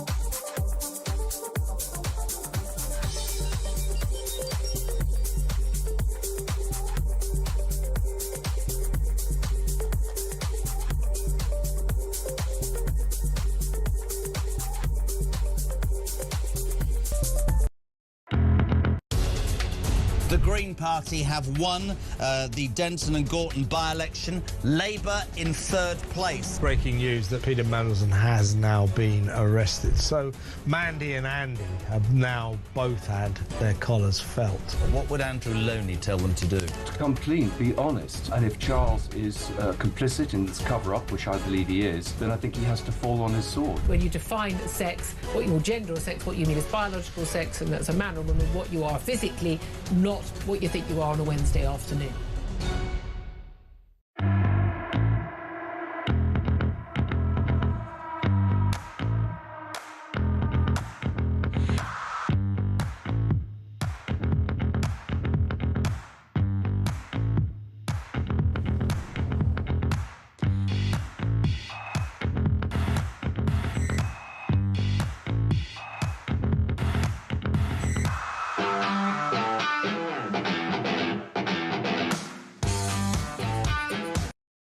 Across the UK, on DAB+, on YouTube, on your mobile, and on your side. This is Talk. This is indeed Talk. Donald Trump, bit of breaking news, has appeared to rule out any chance of a diplomatic deal with Iran to end the conflict. This is his Truth Social post. That he said the US president said there will be no deal with Iran except an unconditional surrender. The US and its allies will work tirelessly to bring Iran back from the brink of destruction once an acceptable new leader has been chosen. How do you feel about that? There are people who divorce their allegiance and support for Trump on that last point about whether anyone else should be involved in choosing the leader beyond the people of Iran. David in the Cotswolds says, afternoon, Ian. So what do we look like on the world stage now, which was the question we asked? Well, if Trump, Vance, Rubio and Hegseth look as slick as Kirk, Spock, Dr. McCoy and Scotty, then Starmer, Lammy, Miliband and Cooper look as wacky as the banana splits. Brackets, which I never liked. Well, I think I should frankly stop that message there. I'll riff on the banana splits in just a moment. Finn's going, what? I'll come back to it. Even this morning, says David, on national television, Lammy, in his oh-so-condescending tone, where it sounds like the next words to come out of his mouth will be, "Now, children, sit on the floor, cross your legs, with your fingers on your lips." He stated that Cyprus was in NATO. No, surely, no, David. Mr. Lammy would never say that. What I would say is we've got 400 people, additional staff dealing with air defences, and that includes over Cyprus. They would have heard the Defence Secretary was there yesterday. They know also that we have deployed Typhoons to the region, F-35s to the region. We will do everything we can to protect our airbase, to protect our staff and people, but also to support alongside our allies, I should say, because Cyprus is part of NATO. Cyprus is what? Part of NATO? This fella was the Foreign Secretary till half an hour ago. You can see why he lost the brief and is now in charge of traffic wardens or something. Man alive, Cyprus is part of NATO. David says the man's a fool, and Starmer's father was definitely good at his job. He was indeed. Banana splits, though. Man alive, that made the summer holidays, didn't it? Nobody knew what the banana splits was, apart from some weird things of people jumping around a stage. And then it was like a kind of hour-long thing of music, and they showed some cartoons called the Arabian Nights and a few other bits and pieces. They sang a song which was tra-la-la-la-la-la-la at the beginning, and whoever produced it and created it was on flipping acid, that's for sure. David Lammy, Cyprus, part of NATO. God bless him. Daniel in Epsom, what's going on, Dan? Good afternoon. Ian, I'm just about to make my point, but I'm sitting here in the car thinking, Figgle, Drooper, Bingo and Snorg. You did it! I couldn't even remember their names. Yeah, I can actually. I watched a lot of that. Exciting stuff. Exciting stuff, Ian. So I just want to say, like, Starmer has the guile to come out on television and make a statement like you played out earlier and say something along the lines of the well-being and protection of the British people is utmost in my... And I'm thinking to myself, every single day in the news, right, every day there's a rape or a sexual harassment case or a murder or something awful happening to British people because he will not and refuses to protect British people and protect our borders. There are thousands of men coming in from the third world. We don't know who they are every month into Britain, okay? And they're carrying out heinous crimes that we are seeing in the press every day. The people have eyes. We can see what's going on. So how can he then stand up and go, the protection of the British people is my number one priority? He's a liar. He's a liar. He's a traitor. He is... How does he... I mean, even if you kind of... You know, Tony Benn, someone like that, a left-winger who was, as far as I can ascertain, don't know loads about Tony Benn, but, I think Dennis Skinner, that lot, Dan, fairly honest left-wingers. I understand where they come from, not my cup of tea, but that's their belief. We're not North Korea. Great. Keir Starmer, however, you're absolutely right to stand there as 600 blokes on rubber boats arrive in Dover, of which we have no idea of their background, identity, allegiances or anything. How can you stand there and say his first rule of duty is to keep us safe? Yeah, well, he has reneged on his first duty. So really, there should be some recourse democratically to get him out, because a responsible government would not allow hundreds of thousands of people, or whatever it is, over how many years, to enter Britain illegally. And the people are not blind to this. The royal family and the politicians, we all read the same news. Girl gets stabbed to death with a screwdriver. Guy in Edinburgh wakes up one day from his hotel, goes out and stabs 3 people. It's like a daily occurrence if you read the news. They've all got eyes. We can all see the same news. And people are getting sick of it now where they're lying to us. It's like Shabana Mahmood, we are going to control immigration.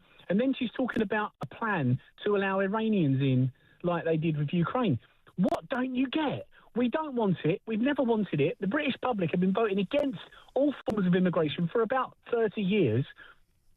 There should be some democratic recourse that we can bring into play, whether it's the royal family or some sort of democratic recourse to say your number one your number one duty is your reneging. Well, I tell you what you need. I mean, I don't know how you do. You know these fact checkers that different news websites claim to have, and some of them are a bit iffy, by the way. But let's give them the benefit of the doubt. The good ones are good ones. That's great, and you can do your own fact checking. There should almost be a fact checking department at Parliament, where at some point somebody says, I'm going to refer you, I think that's the phrase they love, we're going to refer you to the fact checkers. And then when Keir Starmer says, you know, my first rule is to keep the country safe, the fact checkers pile in and go, well, look, 60,000 people, mate, came in on a boat with no identity. Yeah. That's literally, by any measure, a breach of what you've just said. Yeah, well, the reality of the situation, and if we're being honest, the reality of the situation is the left hate Britain. They hate native British people, which is why they're persecuting pensioners, pubs, farmers. They are a Fabian society. Their logo is a wolf in sheep's clothing. Mm-hmm. And all those people that voted them in, now we're seeing what they're doing to us. They're intentionally displacing us in our own country. I'm certain of it now. There's no way this could be luck, or they're intentionally displacing native British people in Britain, and we don't want it. And they're still allowing it to happen. And we are going to have our day. I would love to turn on the television tomorrow and Rupert Lowe, Ben Habib and Nigel and the team are all having dinner, and what they do, they put their differences to one side and they put the British people and the British majority first. And they would win handsomely, and we could go about repairing this country. But until that happens, my worry is that's never going to happen, and the British majority are just going to fade away. We need the right to align so we can win and bring this country back from the brink where we are. Listen, it's passionate stuff, and the desperation of that, Daniel, is loud and clear. I think it's felt by, as you rightly say, you know, most people. I think most right-minded people would agree with everything Daniel's just said. Great call, Daniel. Thank you very much indeed for that. 0344 499 1000. More from you on the way. Keep it here. It's just gone 2:30. This is Talk.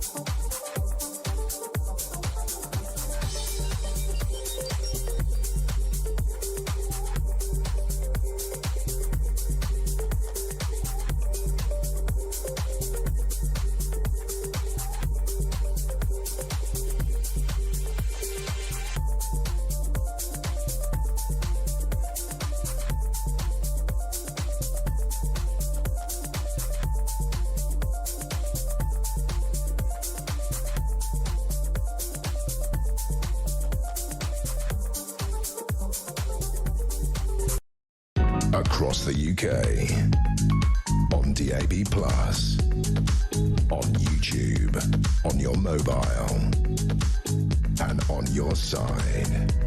This is Talk. This is Talk. And Jason in Worthing says, you forgot that Starmer is a ditherer. He can never make a decision. He waits and then justifies what he does by saying something like, in accordance with international law, every decision he makes is wrong. He's not a leader. He's a bully and a coward, and he just uses the law to his own advantage for whichever way he goes, says Jason. Thank you for that. I don't even know whether he's... is he I don't know if he's a bully.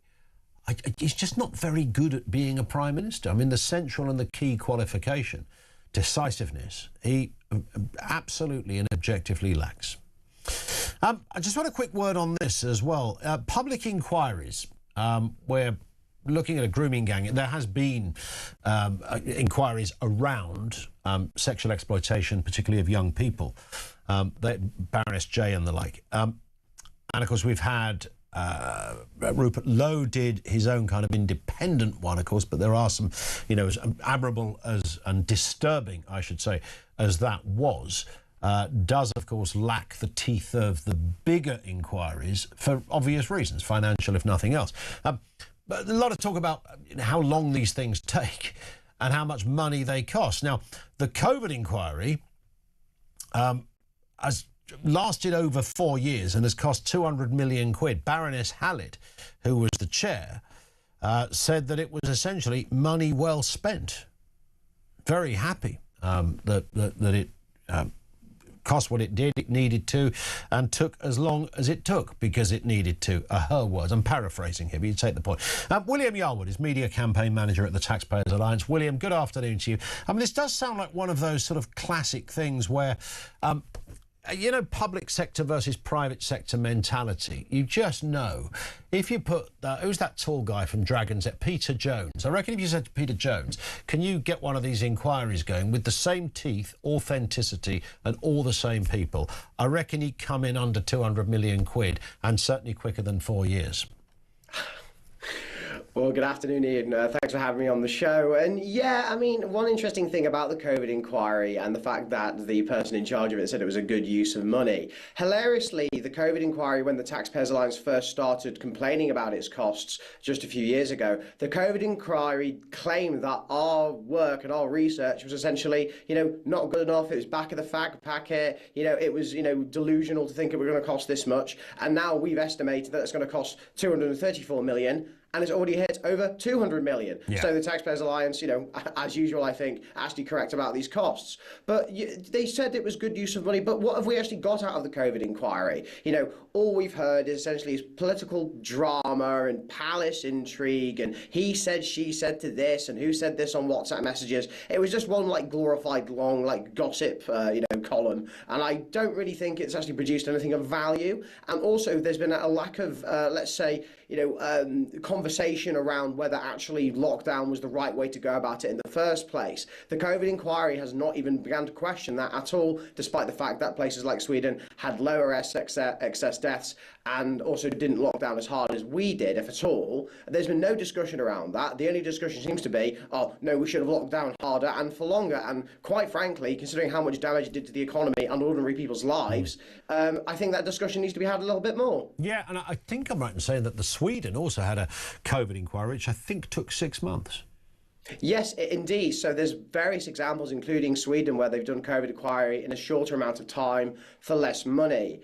And I think, like I said earlier, this COVID inquiry, I mean, it's been going on for far too long. It's costing far too much money. And they have the gall to sit there and say, oh, actually, this was a wonderful use of money and this needed to happen. And you know what? I'm not against a COVID inquiry happening, but I'm against it at this cost. The fact that also it just turned into a bit of a gravy train for lawyers and consultants at that point. And also I'm against the idea that the only area of discussion that should be allowed is not just political party and, drama and intrigue, but the only discussion that should be allowed is did we lock down hard enough? No, there needs to be a genuine discussion over was Britain's approach to lockdown right, which I don't think it was, either for the economy or to deal with the pandemic more broadly, but that's just not been discussed at all by the people at the COVID inquiry. So they're just living in their own little world. But yeah, look, the COVID inquiry is coming to an end, thank God. But in reality, when you hear about the COVID inquiry these days, Ian, as we're talking about it right now, most people just talk about its costs. It has virtually no cut through with the ordinary person. So this actually, if it was done a lot quicker, perhaps we could have, more answers, better answers, and actually have the public understand, what the problems with lockdown was. But no, we haven't had that. We've just had 2 years, or longer than that, multiple years, almost 4 years of political party drama and intrigue, which has achieved virtually nothing. And all we've learned from it, Ian, is, some ministers are a bit, they make mistakes and they make bad decisions, and also that, lockdown wasn't hard enough. Yes. So, yeah, not worth the money. Yeah, indeed, William, great stuff. Thank you, William Yarwood. He's from the Taxpayers Alliance Media Campaign Manager over there. Thank you to him. It is interesting that across the UK, listen to this, since 2005, 63 inquiries have been launched, compared to 41 in the 20 years prior. So we do clearly like an inquiry. It's a great way for governments to kick things into the long grass, absolve themselves of responsibility. I think there's a lot of that. We don't have to answer any awkward questions. Wait for the inquiry. Wait for the inquiry. The inquiry is merely one prong of how you can respond to something. The Post Office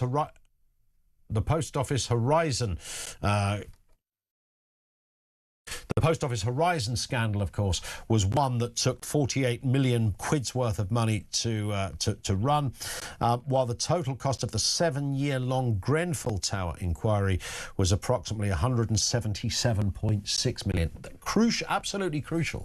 These, particularly Grenfell, I'm thinking there, and the Post Office are two examples of absolutely where you need an inquiry. But I would suggest that the Post Office might have been more technical to kind of establish, but Grenfell, I think, could have been, and I'm sure there's many people who are involved, whilst you want to get to the truth, we know that ineptitude and cost-cutting form the central tenets of what went horrendously wrong on that day. And I'm not sure that takes 7 years to work that out. Everybody wants justice, so do I. 177 million quid, that's just one inquiry, and again, since 2005, 63 inquiries have been launched. Goodness me. Let's go to Dave down in London. Dave, how are you doing? Fine, thanks, Ian. You? Good. Yeah, good, thanks. What are your thoughts? Yeah, listening to some of your conversations earlier, I think the pattern of our politicians is lawyers all the way through, isn't it? Because Blair's Mrs. Sherry, she was an international human rights lawyer, so guess what? Blair spent a lot of his time creating a market for his wife, essentially, and others like her. Now you get through to Starmer, he's a lawyer. I bet if you work your way back through all the prime ministers, there'll be other lawyers there, and or spouses, partners, friends that are lawyers, and we seem to just constantly create a market for lawyers rather than having simple things. So if you take the appeals you were talking about earlier and the 40 grand, you just pass the law and say, you miss your appeal. There are no more appeals. You don't need any more lawyers now. They're gone. They're finished. They can go home and get another job. But because everything is left so vague, or we allow multiple rights for appeal, all we keep doing is creating markets for lawyers. And I think it's time we got people involved in Parliament that are not just lawyers, because I think that's all we do all the time. We do it all the time, and no business sense at all going on the front bench, it seems, at the moment. Dave, thank you very much indeed. Here's another David in Westminster. Dave. Because Cyprus is part of NATO. No, it's not. Thank you for that. Let's do some more emails or messages. This comes in from Jason in Worthing. You forgot the star. Oh, I did read that. Starmer is a ditherer. Indeed, he is. Leon says you can buy a lot of dinghies worth 10,000 quid. And if the head of a family of 4, you get 40,000 quid. Even more so if the government thinking about the possibility it may inadvertently create more human traffickers, and if not, just a conveyor belt of people returning for more payouts. And there's the other problem, isn't it? Because people will be queuing up to get their £40,000. It's dead easy, isn't it? They'll be going, if they said, look, here's a good idea. Why don't we not invite everybody who we're going to put on the pilot scheme to come along? And along they come, and then before you realise it, you've got a big old queue. And then when you've got the queue, you say, actually, you're not getting 40,000 quid. You people have already offered up your voluntary status for deportation, so we're going to do it anyway. Sorry, the 40,000 quid no longer available. Back to more of your calls in a couple of moments. 0344 499 1000.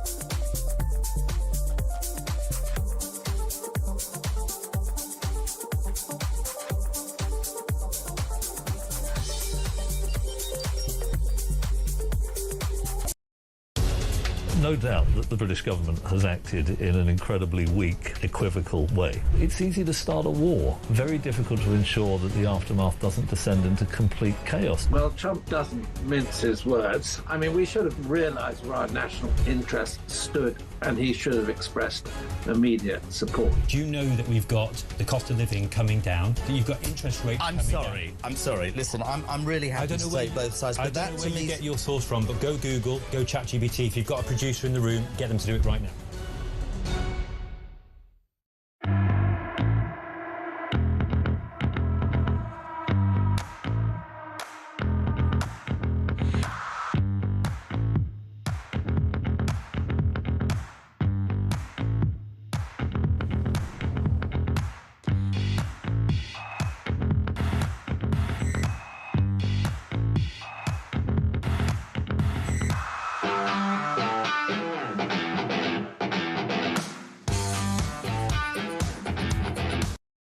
Across the UK, on DAB+, on YouTube, on your mobile, and on your side.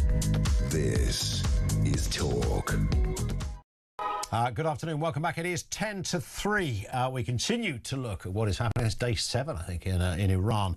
And the battle continues. Donald Trump in the last hour on his own Truth Social network saying there will be no deal with Iran except unconditional surrender. They were the words just released in the last hour or so. Let's speak with Ambassador John Bolton, former Donald Trump National Security Advisor. John Bolton, good afternoon to you, sir. Glad to be with you. Thanks for having me. It's a pleasure. Well, your response, firstly, if you would, on that latest statement from Mr. Trump. No surrender, that's unconditional surrender is the only acceptable position that he'll be looking at. Your thoughts? Well, that half is right. The rest of what he says, though, is that he'll pick the leader, presumably from among the Ayatollahs in the existing regime, is wrong. They're not going to listen to what he wants to do. And it just underlines why what we mean by regime change here is the removal of all the Ayatollahs and the Revolutionary Guard from positions of power. That's regime change, not just picking anonymous Ayatollah at 49 or anonymous Ayatollah at 50 and hoping that they're going to act differently than the now deceased Ali Khamenei. How does that sit with you? As you know this territory well, regime change is always a fairly difficult, for some, uncomfortable area to talk about. Should a third country ever get involved in that? This some see as exceptional circumstances to those general rules of life. What are your thoughts on that, John? Well, I think regime change is just an instrument of foreign policy. You have two options. You can either try and change the behavior of a hostile regime in a variety of different ways. And if that fails, if the behavior for ideological or other reasons remains the same, then your alternative is regime change. The threat posed by Iran's nuclear weapons program and ballistic missile program, its support for terrorism around the world, its own state terrorist activities, make a compelling case that the only way to change things is to overthrow this regime. So I wish I had persuaded Trump of this in the first term, but, you know, better late than never. Yeah. Was this on the table in the first term? I'm assuming it was. Right. He didn't want to do it in the first term. And in fact, he said publicly, we are opposed to regime change. He characterized what we were doing as a maximum pressure campaign to get the regime to give up the pursuit of nuclear weapons. And for a variety of reasons, it didn't work. And unfortunately, I think that was predictable, which is why if you want to do something about the nuclear threat from Iran, the next logical step is regime change. Yeah, well, it's often said that it was not that long ago that because the first efforts in Iran to take out nuclear capability were deemed very publicly announced by the White House as successful. So does the reasoning we've heard quite a lot from the president, from Hesketh and others, is that this was all about removing nuclear capability? I thought that had been done, John. Well, Trump overstated the results of the 12-day war last year. I think we did very substantial damage to the nuclear program, but not enough to destroy it. And I think part of this confusion in the Trump administration messaging, and it is very confused, is because of a struggle within his own political support base. The isolationist side of the MAGA movement is undergoing meltdown at the moment, watching Trump attacking Iran. They thought they were buying on to no more endless wars, no more foreign adventurism, no more regime change, none of that stuff. And that feeling goes right to Vice President J.D. Vance. Yeah. He's the leading isolationist. So they're doing a lot of hand wringing and clutching of pearls at the moment. Yeah, the vice president seems to have been sent away on vacation for the last couple of weeks, it seems. But nonetheless, what is your take on the overarching position of Trump, Hegseth and others? Do you think they are more or less dealing with this correctly as you might have advised back in the day? Well, 7 days in, I'd say okay so far on the military side, but with Trump, it's always a question of whether the volatility returns or whether he has the patience and persistence to go on. I'm not confident about that, but he's managed to hold to it for 7 days, so that's some indication. I think the problem is not on the military side. The problem is on the political side. He didn't lay out the case for the American people before the attack, which he could have done. He didn't make the case to Congress before, which he could have done. He didn't consult with allies before, which he could have done. And the biggest unknown question and the most important variable is the extent to which we're cooperating with and assisting the opposition inside Iran, which is going to have to play a major role in the overthrow of the regime. And they're very disorganized. That's a fact. We could help them out, but I'm just worried we haven't done enough. You say could have done. What about should have done? Would you have advised him that actually, Mr. President, you can't just do this? Mr. Netanyahu may be a very persuasive character, but you need to consult people on this, Congress being one of them. Yeah, look, we've had authorities on the books in the U.S. since the early 2000s to provide both overt and covert assistance to the Iranian opposition. And unfortunately, no administration has really taken full advantage of that.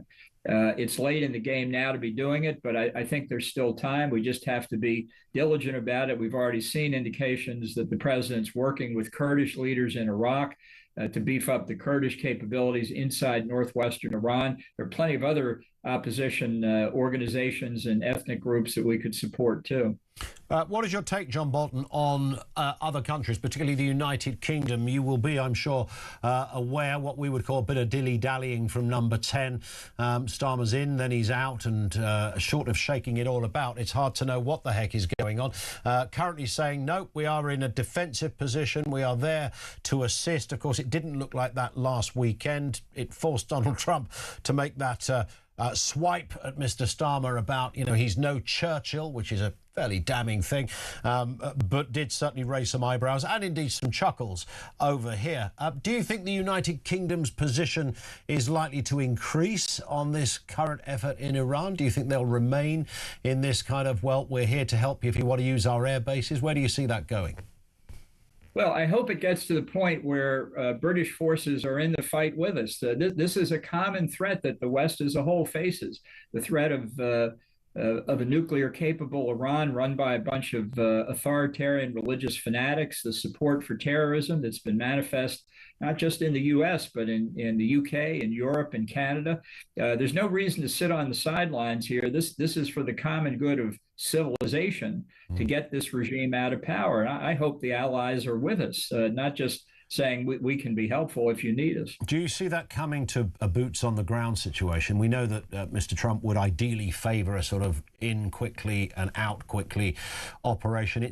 That's unlikely, just logistically, to be the case. Do you see it getting messy before it gets better?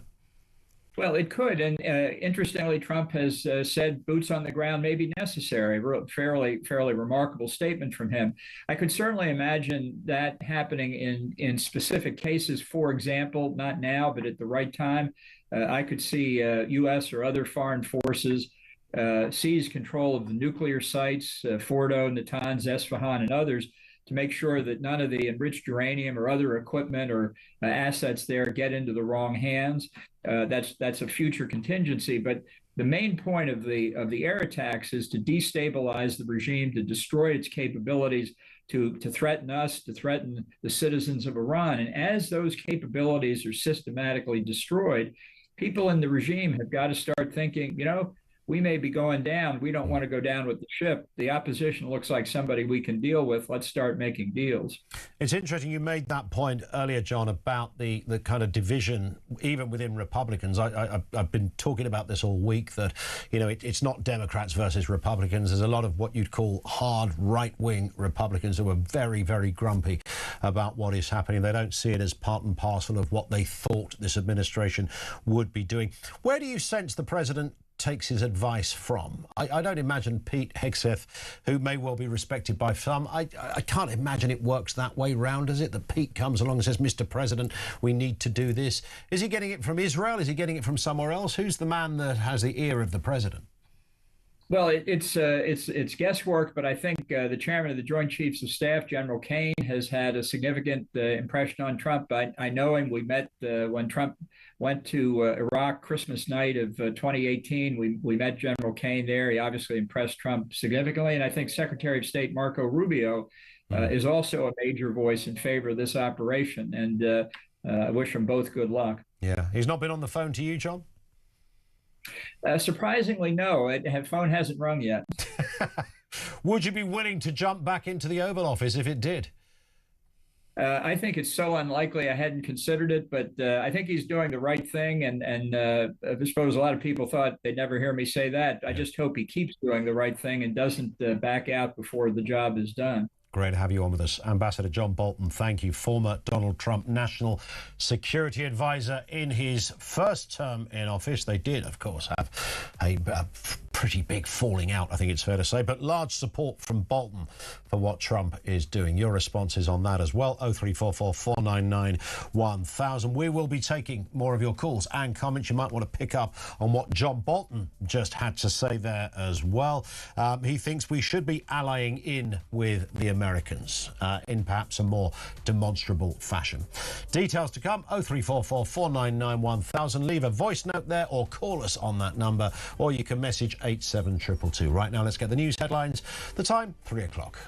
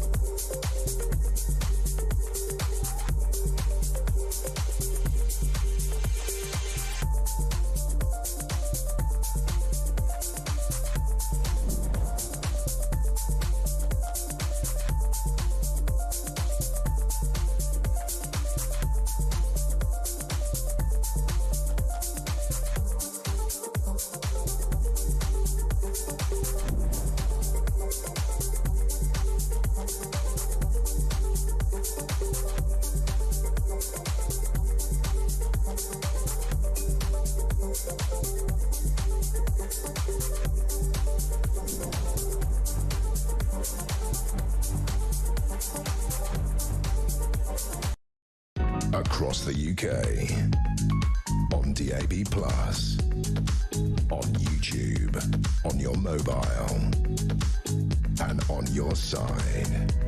This is Talk.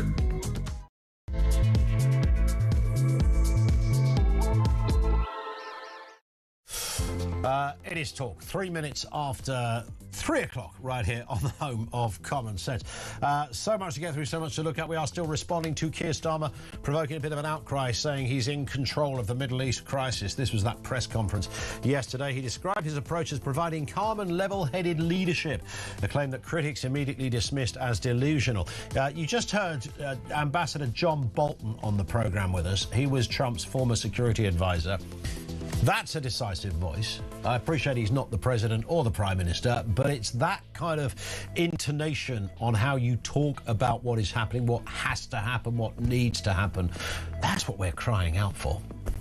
Elsewhere, though, Lord Mandelson has been released from under investigation after being arrested, of course, back on February the 23rd. So it means he's no longer on bail.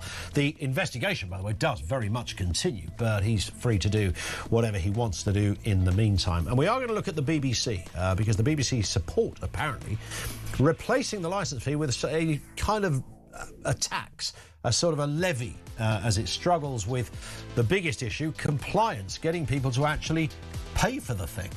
The corporation did suggest this new funding model in its 100-page green paper response, noting, however, the final decision rests with the government. And that largely depends on who the government might be next time round. 0344 499 1000. Lots of comment coming in from you. Trump, this comes from No Name Given. Trump says, this one says, Ian, Trump won't pick a new Iranian leader. He's more intelligent, but saying he will, it will make the nationals take action to sort themselves out. Why can't anyone see how he works things? They just want to villainize him at every turn. It's interesting, when I said to John Bolton a second ago, who's in Trump's ear? It wouldn't be Hegseth. I don't think that is the... Hegseth is there for a number of reasons. I don't think as sage-like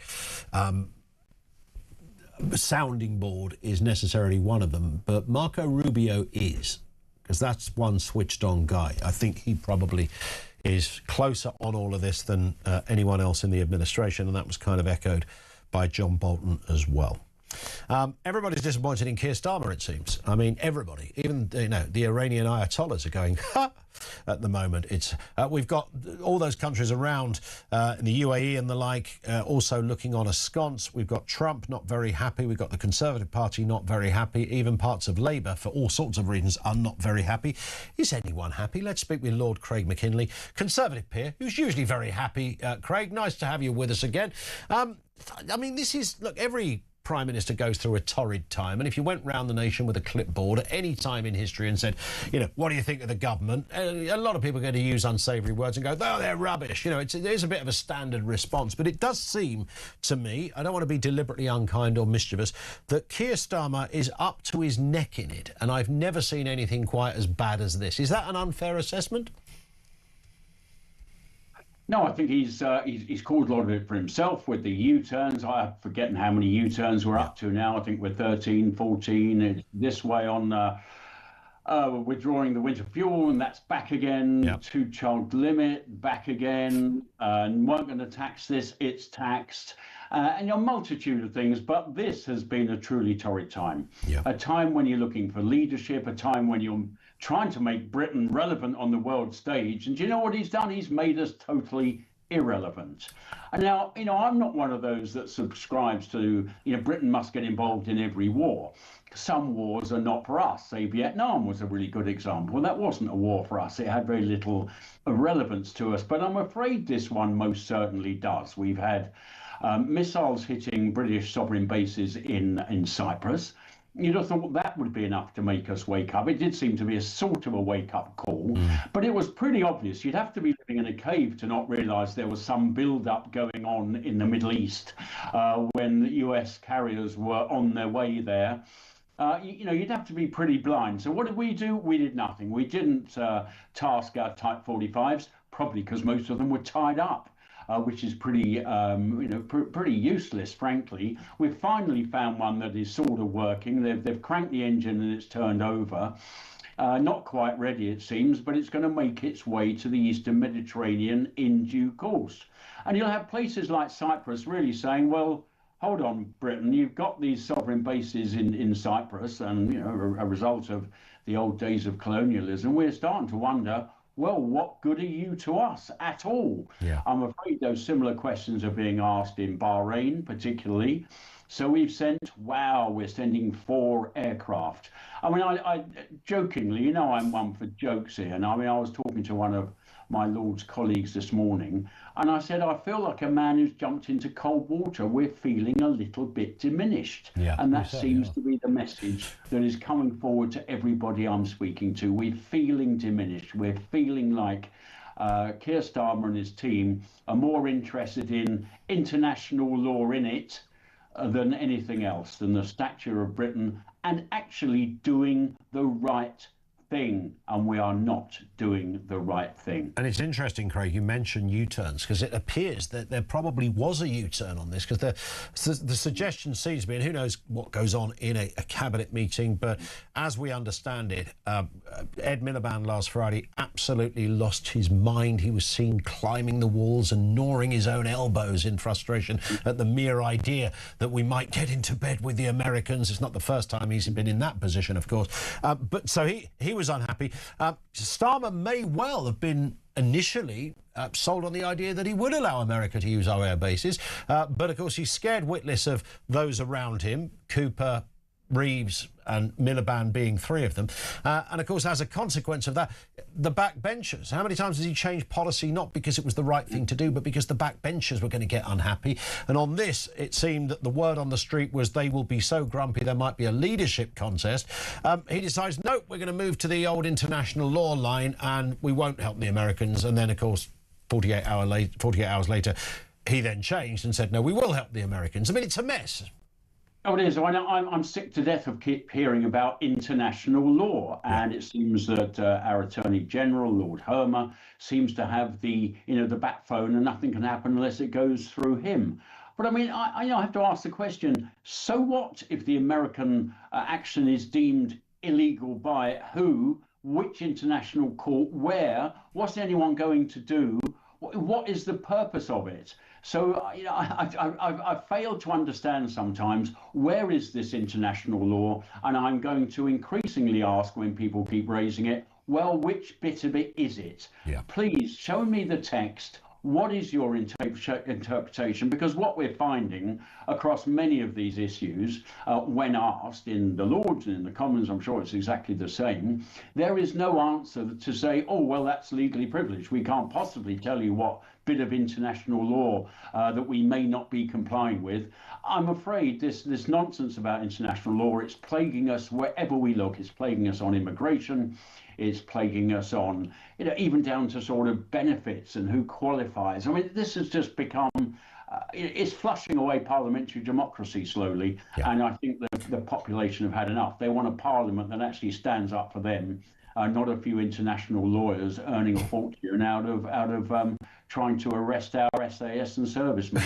Yeah, they seem very relaxed in that particular skin, don't they? Just a word while you're with us, Craig. I mean, you know about the immigration debate. You were a South East MP for a long time. Obviously it's always a hot issue down there on the South East coast and the like, but it goes wider than that. And Shabana Mahmood, the Home Secretary, trying apparently to be more robust on things, but perhaps unfortunately not really hitting the target when you've got headlines like failed asylum families could get up to 40,000 quid to leave Britain voluntarily. I don't know whether to laugh or cry when I read that. Well, no, exactly right. I mean, I'll give her credit where credit's due. She seems to be talking a tougher talk. Yeah. We wait to see whether that can get through the Parliamentary Labour Party. I wouldn't hang my hat on that too quickly. But she's been talking about people being made to wait up to 20 years for definite leave to remain, for a reassessment every 30 months of people once they've claimed asylum, to actually say, oh, hold on, is your country now safe again? And if it is, well, it's time you went home and helped rebuild your nation. Completely agree with that. It's something I've been advocating for a long time. It's actually what some countries do. And she seems to be taking her lead from Denmark, a left-leaning government, but seems to be doing some tougher and, I dare say, the right things on immigration. But this latest plan, well, it's going to have me reaching for my passport, ripping it up, getting a sort of a £3,000 trip across the channel, getting a 30, 40 grand and going back and doing it all over again. I would have thought the idea is we're meant to be stopping pull factors. Now, this seems to me one of the ultimate pull factors. You know, it is rinse and repeat. Do it again, get your money, leave the country, get another trip over, get your money, leave the country. And we were trying to stop the pull factors. We need to stop the pull factors of illegal working, which you and I know is happening on every single high street and nobody seems to care.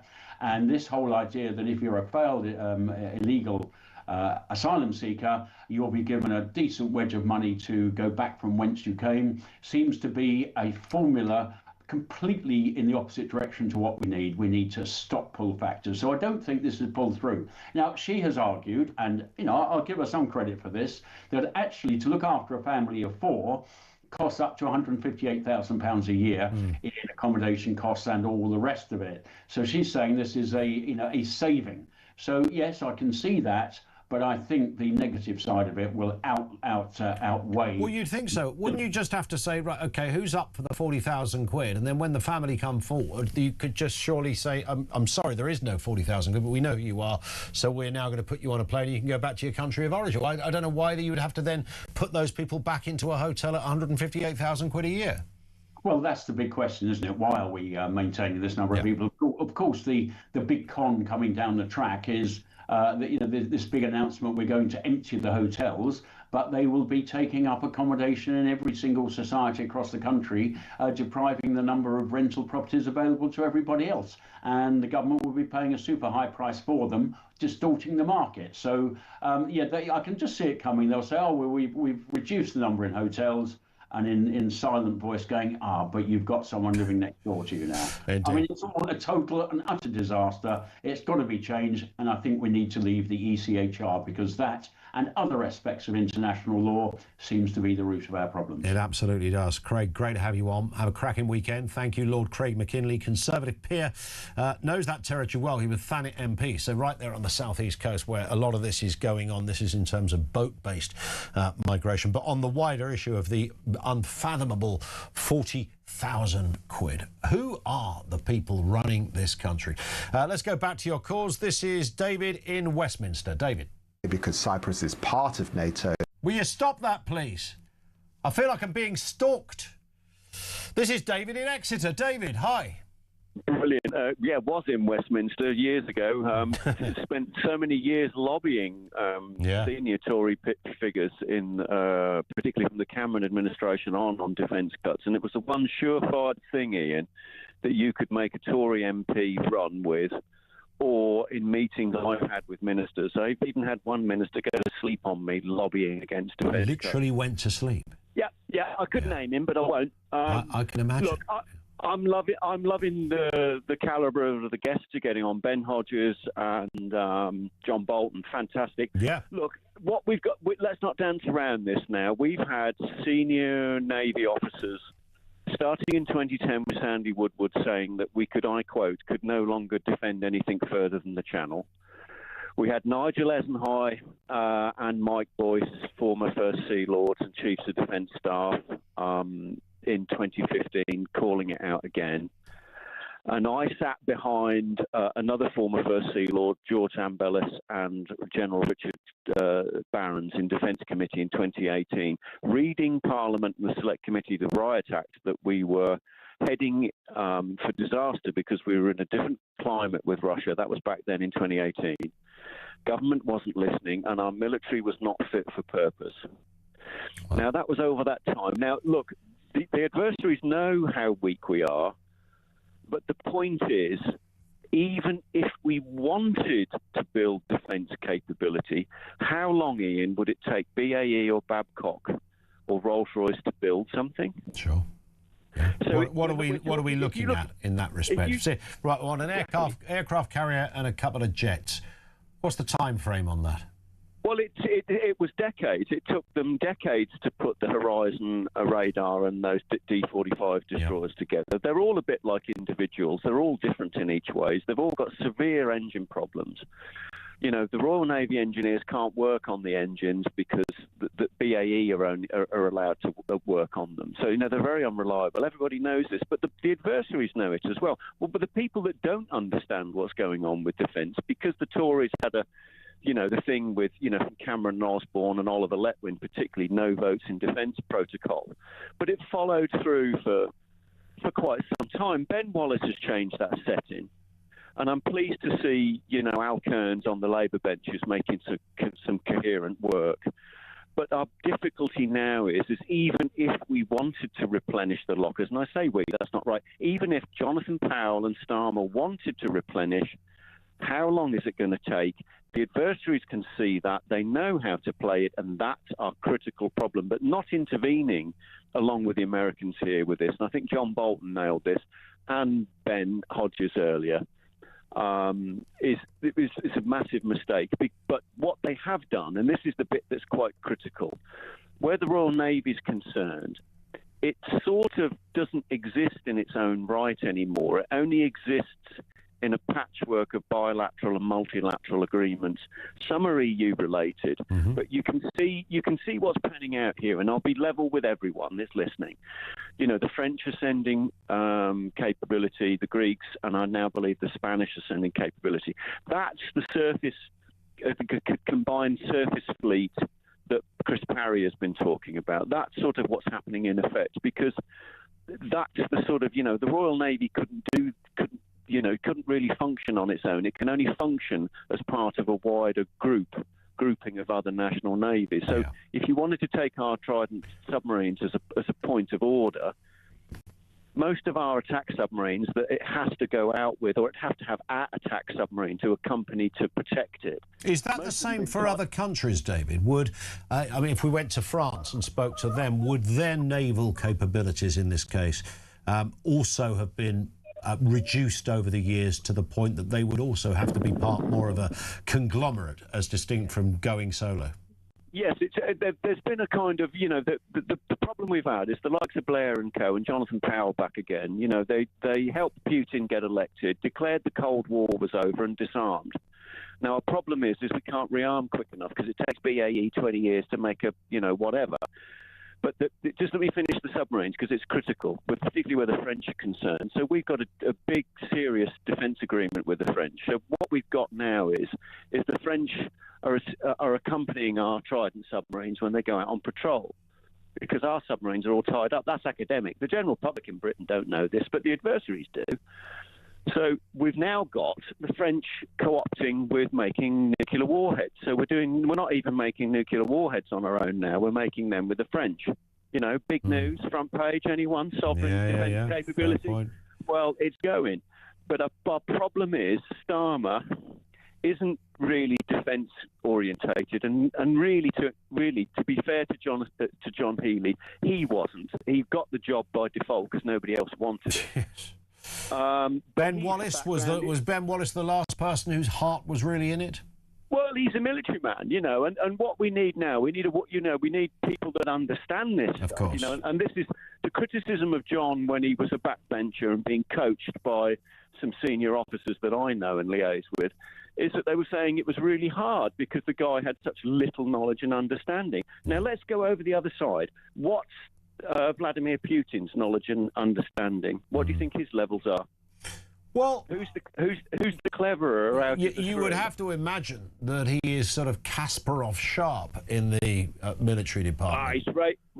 Listen, I'm not endorsing. I'm just saying it like it is. No. Who's the cleverer? Yeah. Who's the cleverer gang out of here? Do you think Vladimir Putin is cleverer than Powell and Stephen Lovegrove? Do you think that he's the cleverer one? Yeah, and John Healey, I think Vladimir Putin would probably have them for breakfast if that was the specialised subject. This is the reason Churchill was successful. He was obviously wartime leader, but he had a huge amount of fighting and military experience from First Sea Lord, from the Boer War campaign, and so on. Yeah. And that's what we've not got. We've not got people in there at the minute that understand this stuff and are acting quick enough. Because what they should have been doing was replenishing the lockers and the arsenals years ago. What are we waiting for? What are we waiting for? Listen, I've got to move, David, just because of time. It's been a great conversation, though, chewing the fat on all of the various ramifications surrounding defence and our abilities and other bits and pieces. Back to your calls. David is in Westminster. David. Because Cyprus is part of NATO. This is becoming something serious now. It's part of NATO, my bud. 0344 499 1000. This is Talk.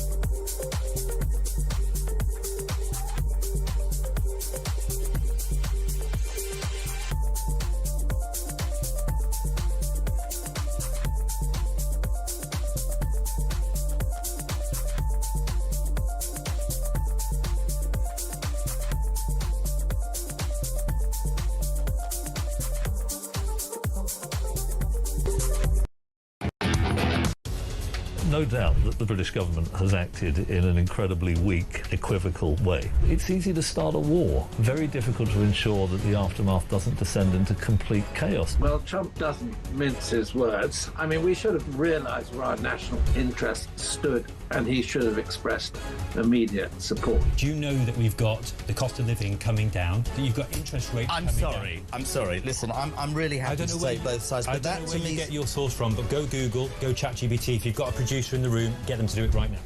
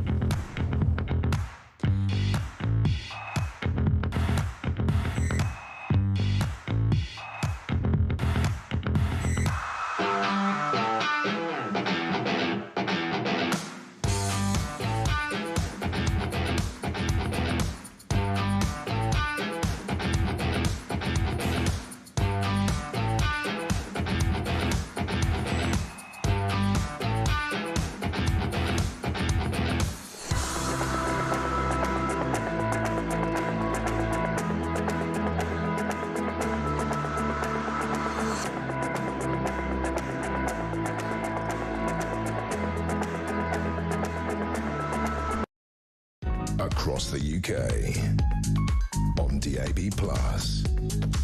on YouTube, on your mobile, and on your side. This is Talk. It is Talk, 3:25. One from Neil, he says, afternoon, Ian. Just a point of interest, Reform also have a financial incentive proposal for deportations. They've not given an amount, but it's in their policy paper where they say initial voluntary return idea, 6-month assisted voluntary return window proceeds large-scale raids. Illegal migrants will be offered a financial incentive to self-deport. An app will be launched to facilitate this. Now, I guess I mean, there is a school of thought that is there any other way around it? I'd like to think there is. Maybe there isn't. Does that then come down to how much or what that financial support looks like? Somebody says, like, here's 300 quid. You need to go back to where you came from, mate, because this is not, you weren't meant to be here. Some people are desperate. They need to be. You don't need to be here. You're trying it on. Fair play, but it didn't work. Here's 300 sovs. Clear off. £40,000. That's a whole different ball game, right? Herbie is in Harrow about the respect of this country and our image around the world. Herbie, what do you think? Afternoon. Good afternoon, Ian. Well, what do I think? Yeah. Shameful. Absolutely shameful. So far as I'm concerned, Sir Keir Starmer and his crowd of muppets needs to go to the Tower and certainly go to Traitors Gate as far as I'm concerned. That's how Traitors Gate. I can almost see Traitors Gate from out my window here. Yeah, well, we need to see Sir Keir Starmer and the cabinet behind that gate. I'll tell you, because I feel much happier because I think they've let this country down once and for all. I think they've gone past what I can call respect now, Ian. It's really gone beyond that. It's interesting, isn't it? Respect them at all. No, we should always be able to. We should live in a look. Everyone's allowed their own opinion, of course they are. But ideally we want to live in a country where you disagree with politicians rather than lose respect for them. Before Blair went mad, lots of people in other parties respected the guy. They didn't have to like him or agree with him, but there was a respect. Well, yes, that's true. But Ian, the thing is that the country is completely being let down. We've got nobody looking forward to what is going to be happening all to the future. We are letting everybody down, and certainly the country's been let down. We're showing we're weak. Putin must be rubbing his hands now and how weak we really are. We can't defend ourselves. It's as simple as that. Beyond that. There it is, Herbie. Succinct stuff. I hear the passion. Herbie in Harrow. George is in Dundee on immigration. George, what have you got for us? Hi.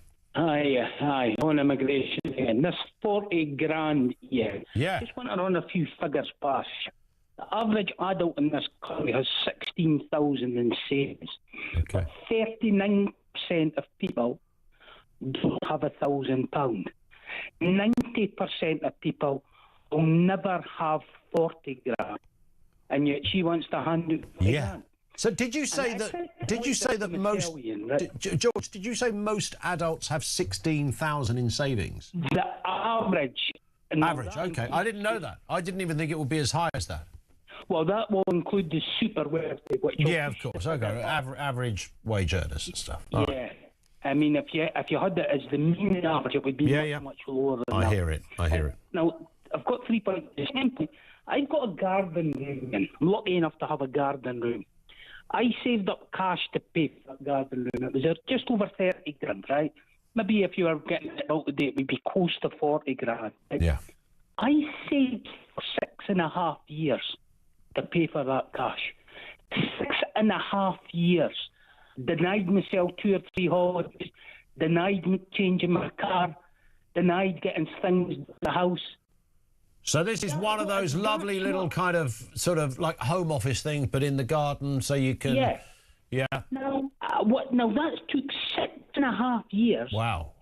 She's going to give the equivalent of that to 4 people who nipped over from Kuala Lumpur who shouldn't be here. This Home Secretary is portrayed as hard, firm. She's about as hard as a plate of jelly after David Army sat on it. On that image, George, thank you very much. Have a great weekend. Lammy on a jelly. Nobody wants to think about that. It might still wobble, maybe a little bit. This one comes in and says, Starmer is certainly not a bully. He's just toothless and lacks direction and authority. And the only way he thinks he can sound credible is to quote international law and the ECHR. Yeah, it kind of is as simple as that. And if it isn't as simple as that, Prime Minister, if you happen to be tuning in while you nipped up to the flat for a cheese sarnie, then you're making a very good job of appearing that way. And I'm sure any Prime Minister, any politician would go, no, I want the country to be great. I want to do great things. But we, of course, miss some realities in that statement. People's idea of greatness differ wildly. so wildly. It's what some people see as making the UK great again is a very different idea from others.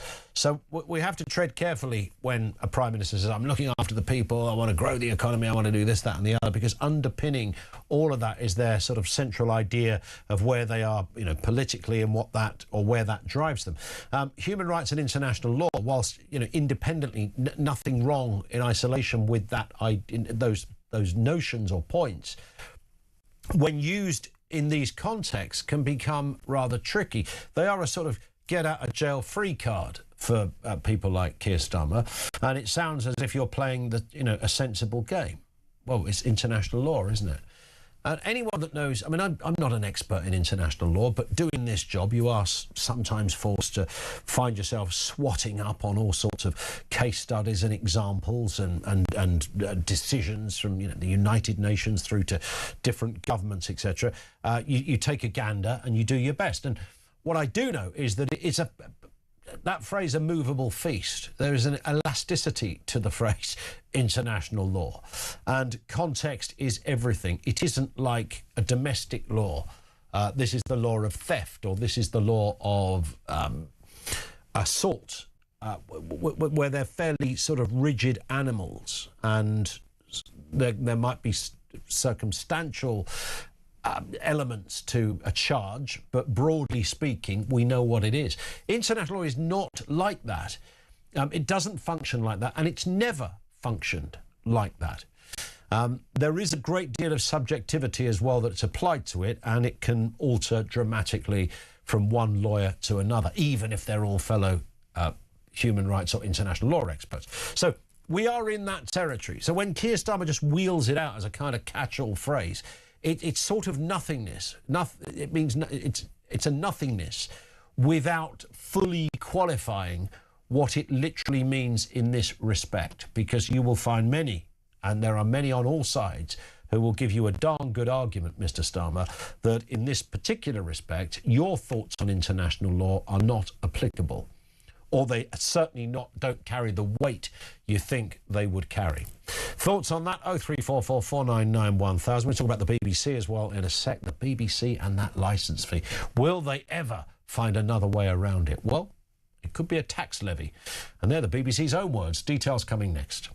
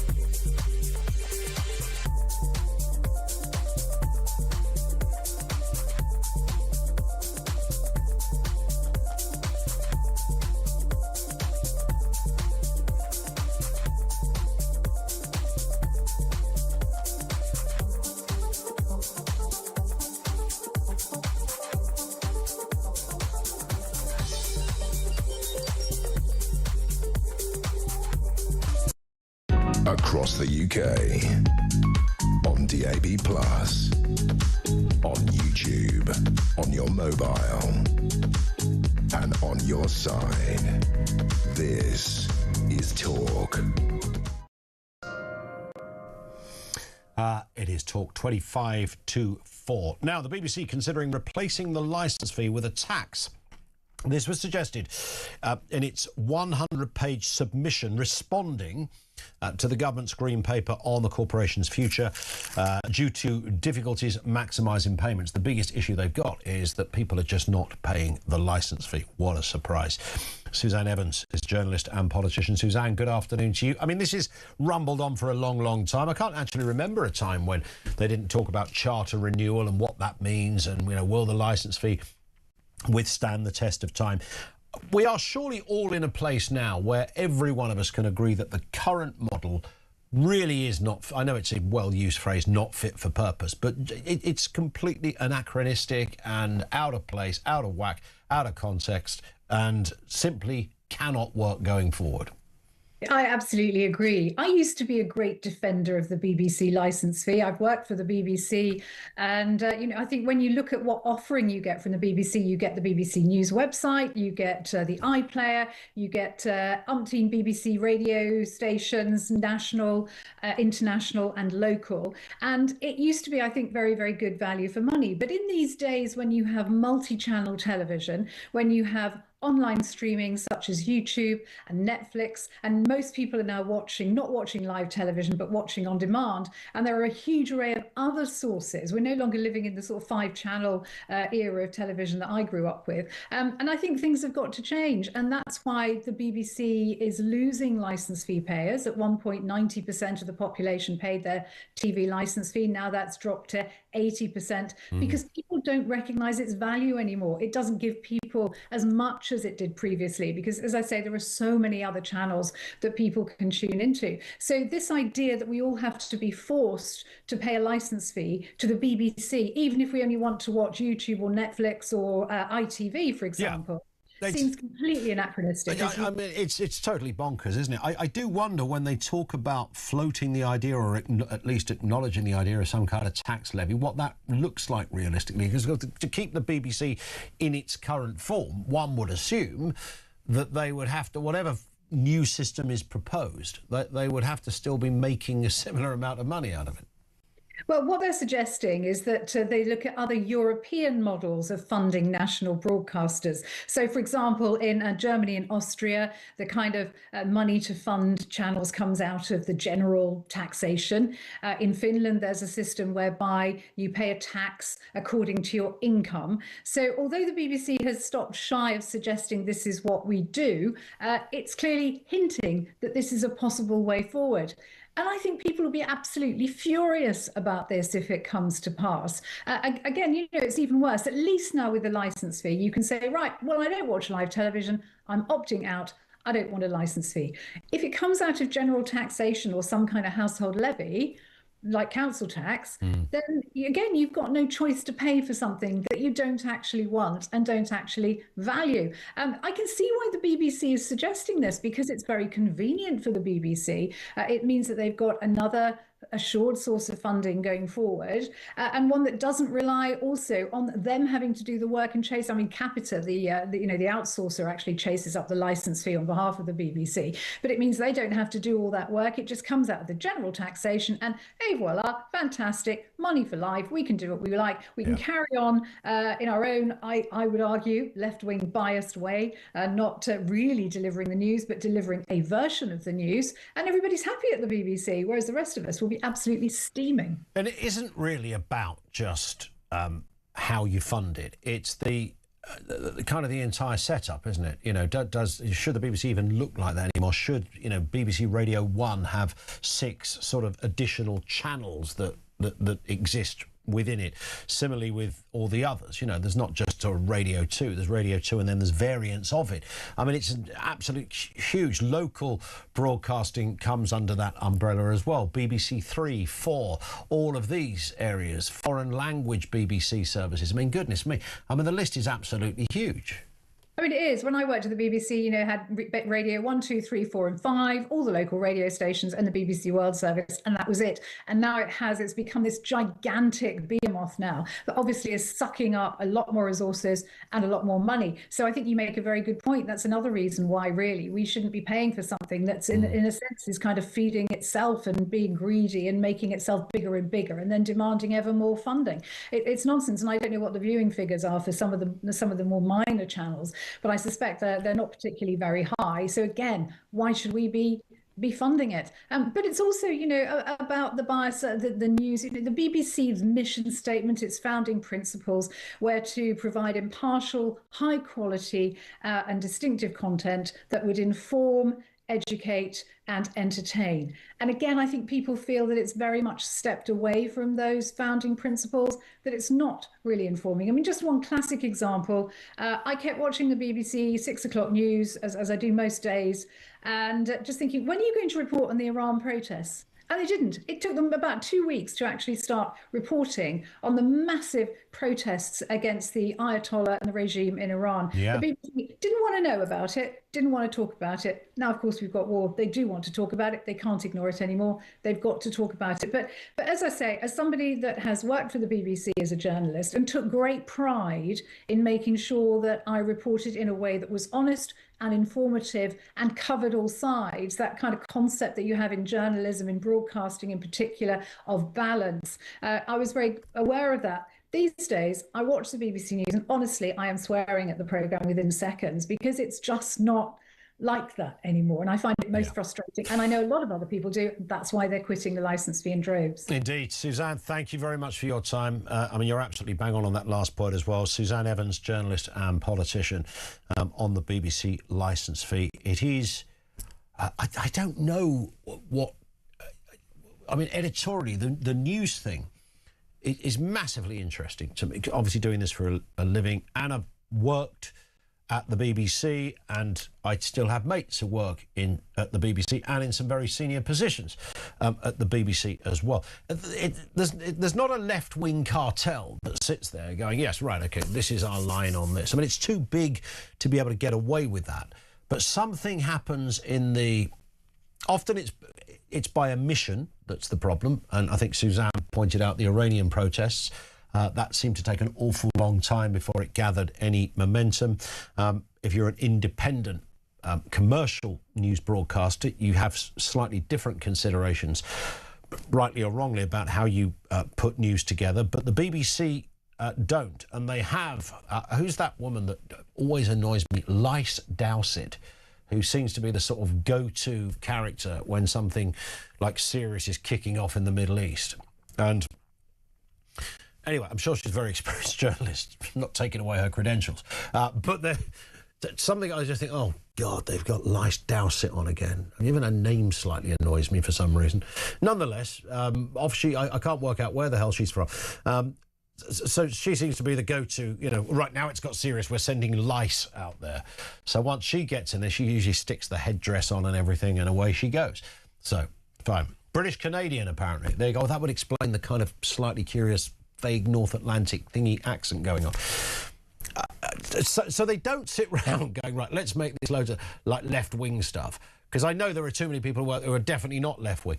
But whether it's just because it's too big that it kind of fails. I mean, I've known people in senior positions there who are like to the right of Nigel Farage, for goodness sake. I genuinely mean that, in very, very influential positions.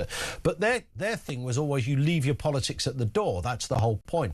And I tend to wonder, genuine question this, or genuine point, that a right-wing journalist, and when I've worked with right-wing editors at the BBC, they're so paranoid that they're going to get rumbled and, be told, oh, you're too right-wing because we know he's a secret Tory or a secret Reform voter, that I think they sometimes go the other way, whereas I think the left go, happy days, they don't care. But good journalists leave it all at the door. But certainly I know that's been an accusation that some of those like editors and senior producers and the like, who are instinctively right-wing, so that they're never accused of it, they often go a bit too left, or better include that or not include that, because otherwise they're going to, I'll lose my job. They'll think I'm only doing it because I'm, a Reform member or whatever it happens to be. It's such a big old picture. Paul's in Liverpool on Iran. Back to that story. Paul, what have you got for us? Good afternoon. Ian, I had to call in. I've never heard the Bolton guy ever give Donald Trump anything positive on anything. In fact, the only time I've ever heard him speak about is in a vile vitriolic, the hate. And to hear him being positive before was like, I was like mind blown. I was thinking, yeah. What's going on? I was quite surprised because they had a royal falling out. I mean, it wasn't. Apparently, it was. It was almost fisticuffs. Over there at the Oval Office. Like to have been a fly on the wall for that one, Paul. So something's definitely changing. If John Bolton is supporting Trump in any way, something positive is going on. And that Bolton guy knows he better be on the right side of this conversation. Otherwise, he's toast on every level. So, because I tell you, for him to come back in, it's like me saying, Jack the Ripper's not so bad, That's right. You know what I mean? He was just a very misunderstood man. Yeah, he's 7 o'clock in the evening with an axe. We've all done it. We've all done it. Yeah. So you have a few drinks, that kind of thing. Anyway. It's interesting. Great stuff, Paul. Thank you very much indeed. I did think Bolton's point was great when he said that, we have to be there with America. Trump, I think, has reiterated that point today as well. 0344 499 1000. Loads still to come. Kevin O'Sullivan's still to come as well. Looking forward to that. This is Talk.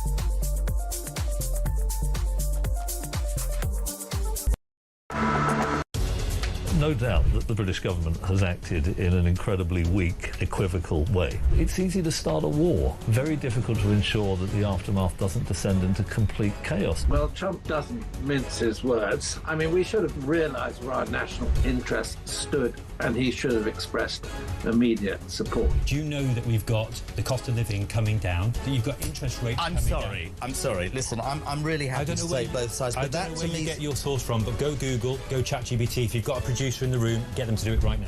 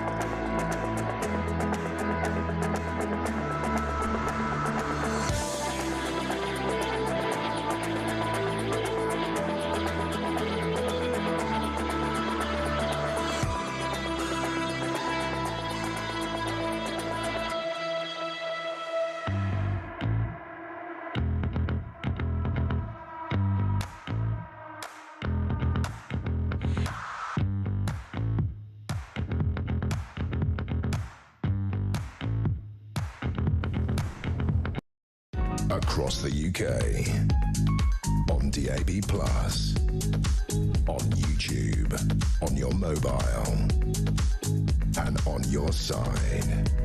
This is Talk.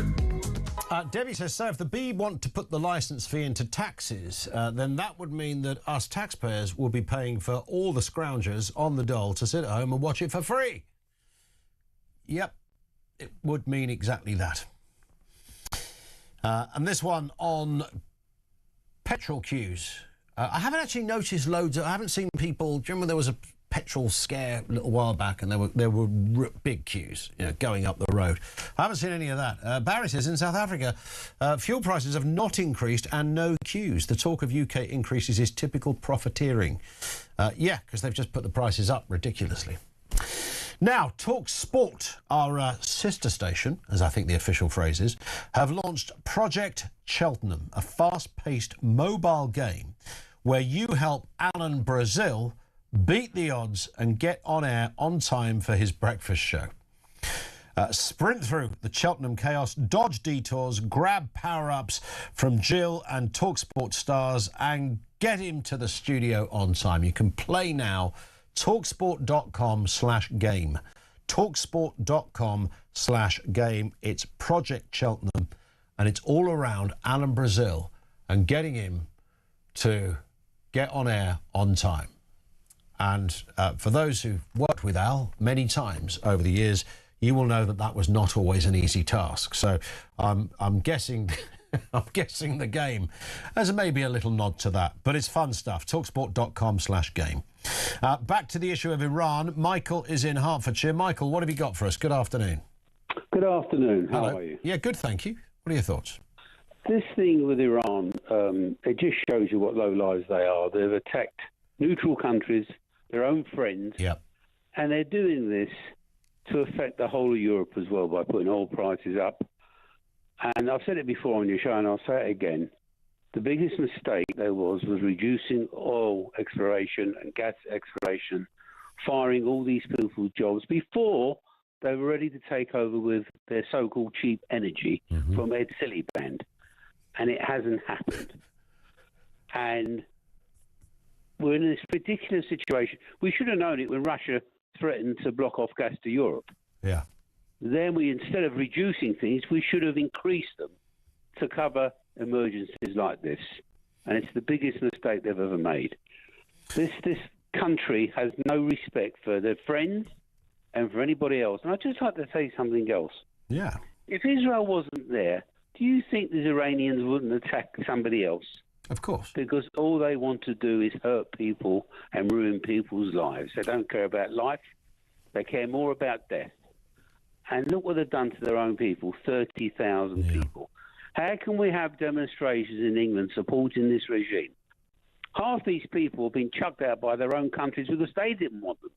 Well, we've got... So why are we putting up with we've them? got marches, It's we've got ridiculous. university kind of clubs, which I find...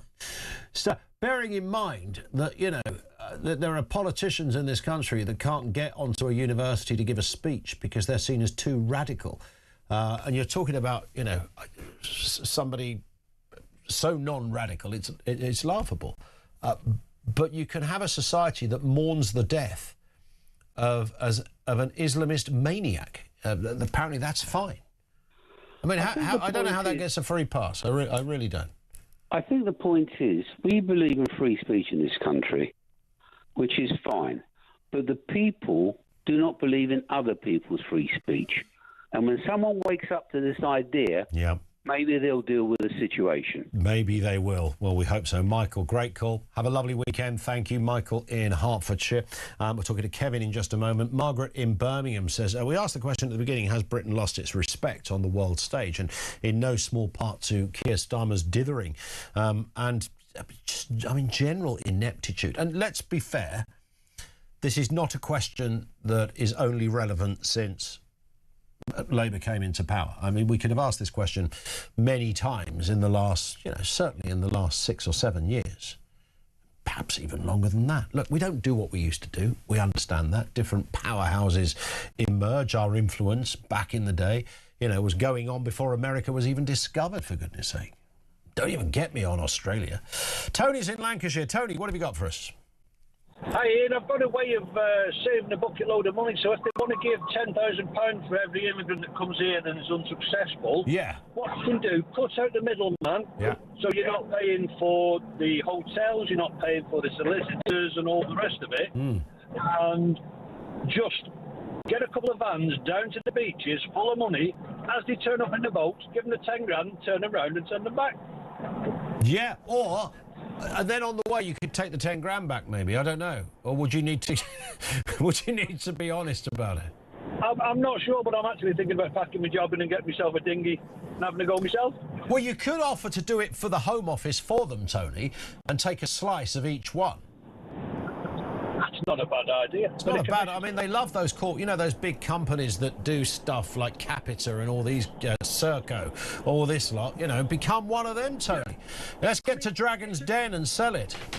Yeah, I mean, on a serious note, that's actually an extra draw to come to the country now, isn't it? Well, I'd have thought so. I mean, I genuinely would have thought so. I'm sure the Home Office will go, no, it won't work like that. I think it probably will. Tony, I've got to move because Kevin O'Sullivan has just pitched up like a demon in the studio. Hello, Ian. Hello, Kev. How are you? I'm all right. Do you know what I said? That I went, hello, Kev. Hi. I didn't even say a word. You said that. Yeah. I don't know what I was doing. That's very channeling something there. Well, that's just excellent. Right, what we've got coming up? We're going to start. It's war, folks. It really is war. It's the war of the TikTok videos. The White House released this really slick video about the war. That's kind of cool, to be honest with you. Yeah. So Keir Starmer has responded as if this cabinet... Oh, it's the TikTok. TikTok keeping the British people safe. As if that we have a cabinet full of warriors who have been preparing for this global conflict for months. I mean, this is just huge catch-up by the lousy Downing Street comms department, who've suddenly realised that the people expect a little bit more than what this government has delivered to us. That funny little man Starmer yesterday standing in Downing Street saying, yes, we've been preparing since early January, protecting the people of Cyprus. Not really, Keir.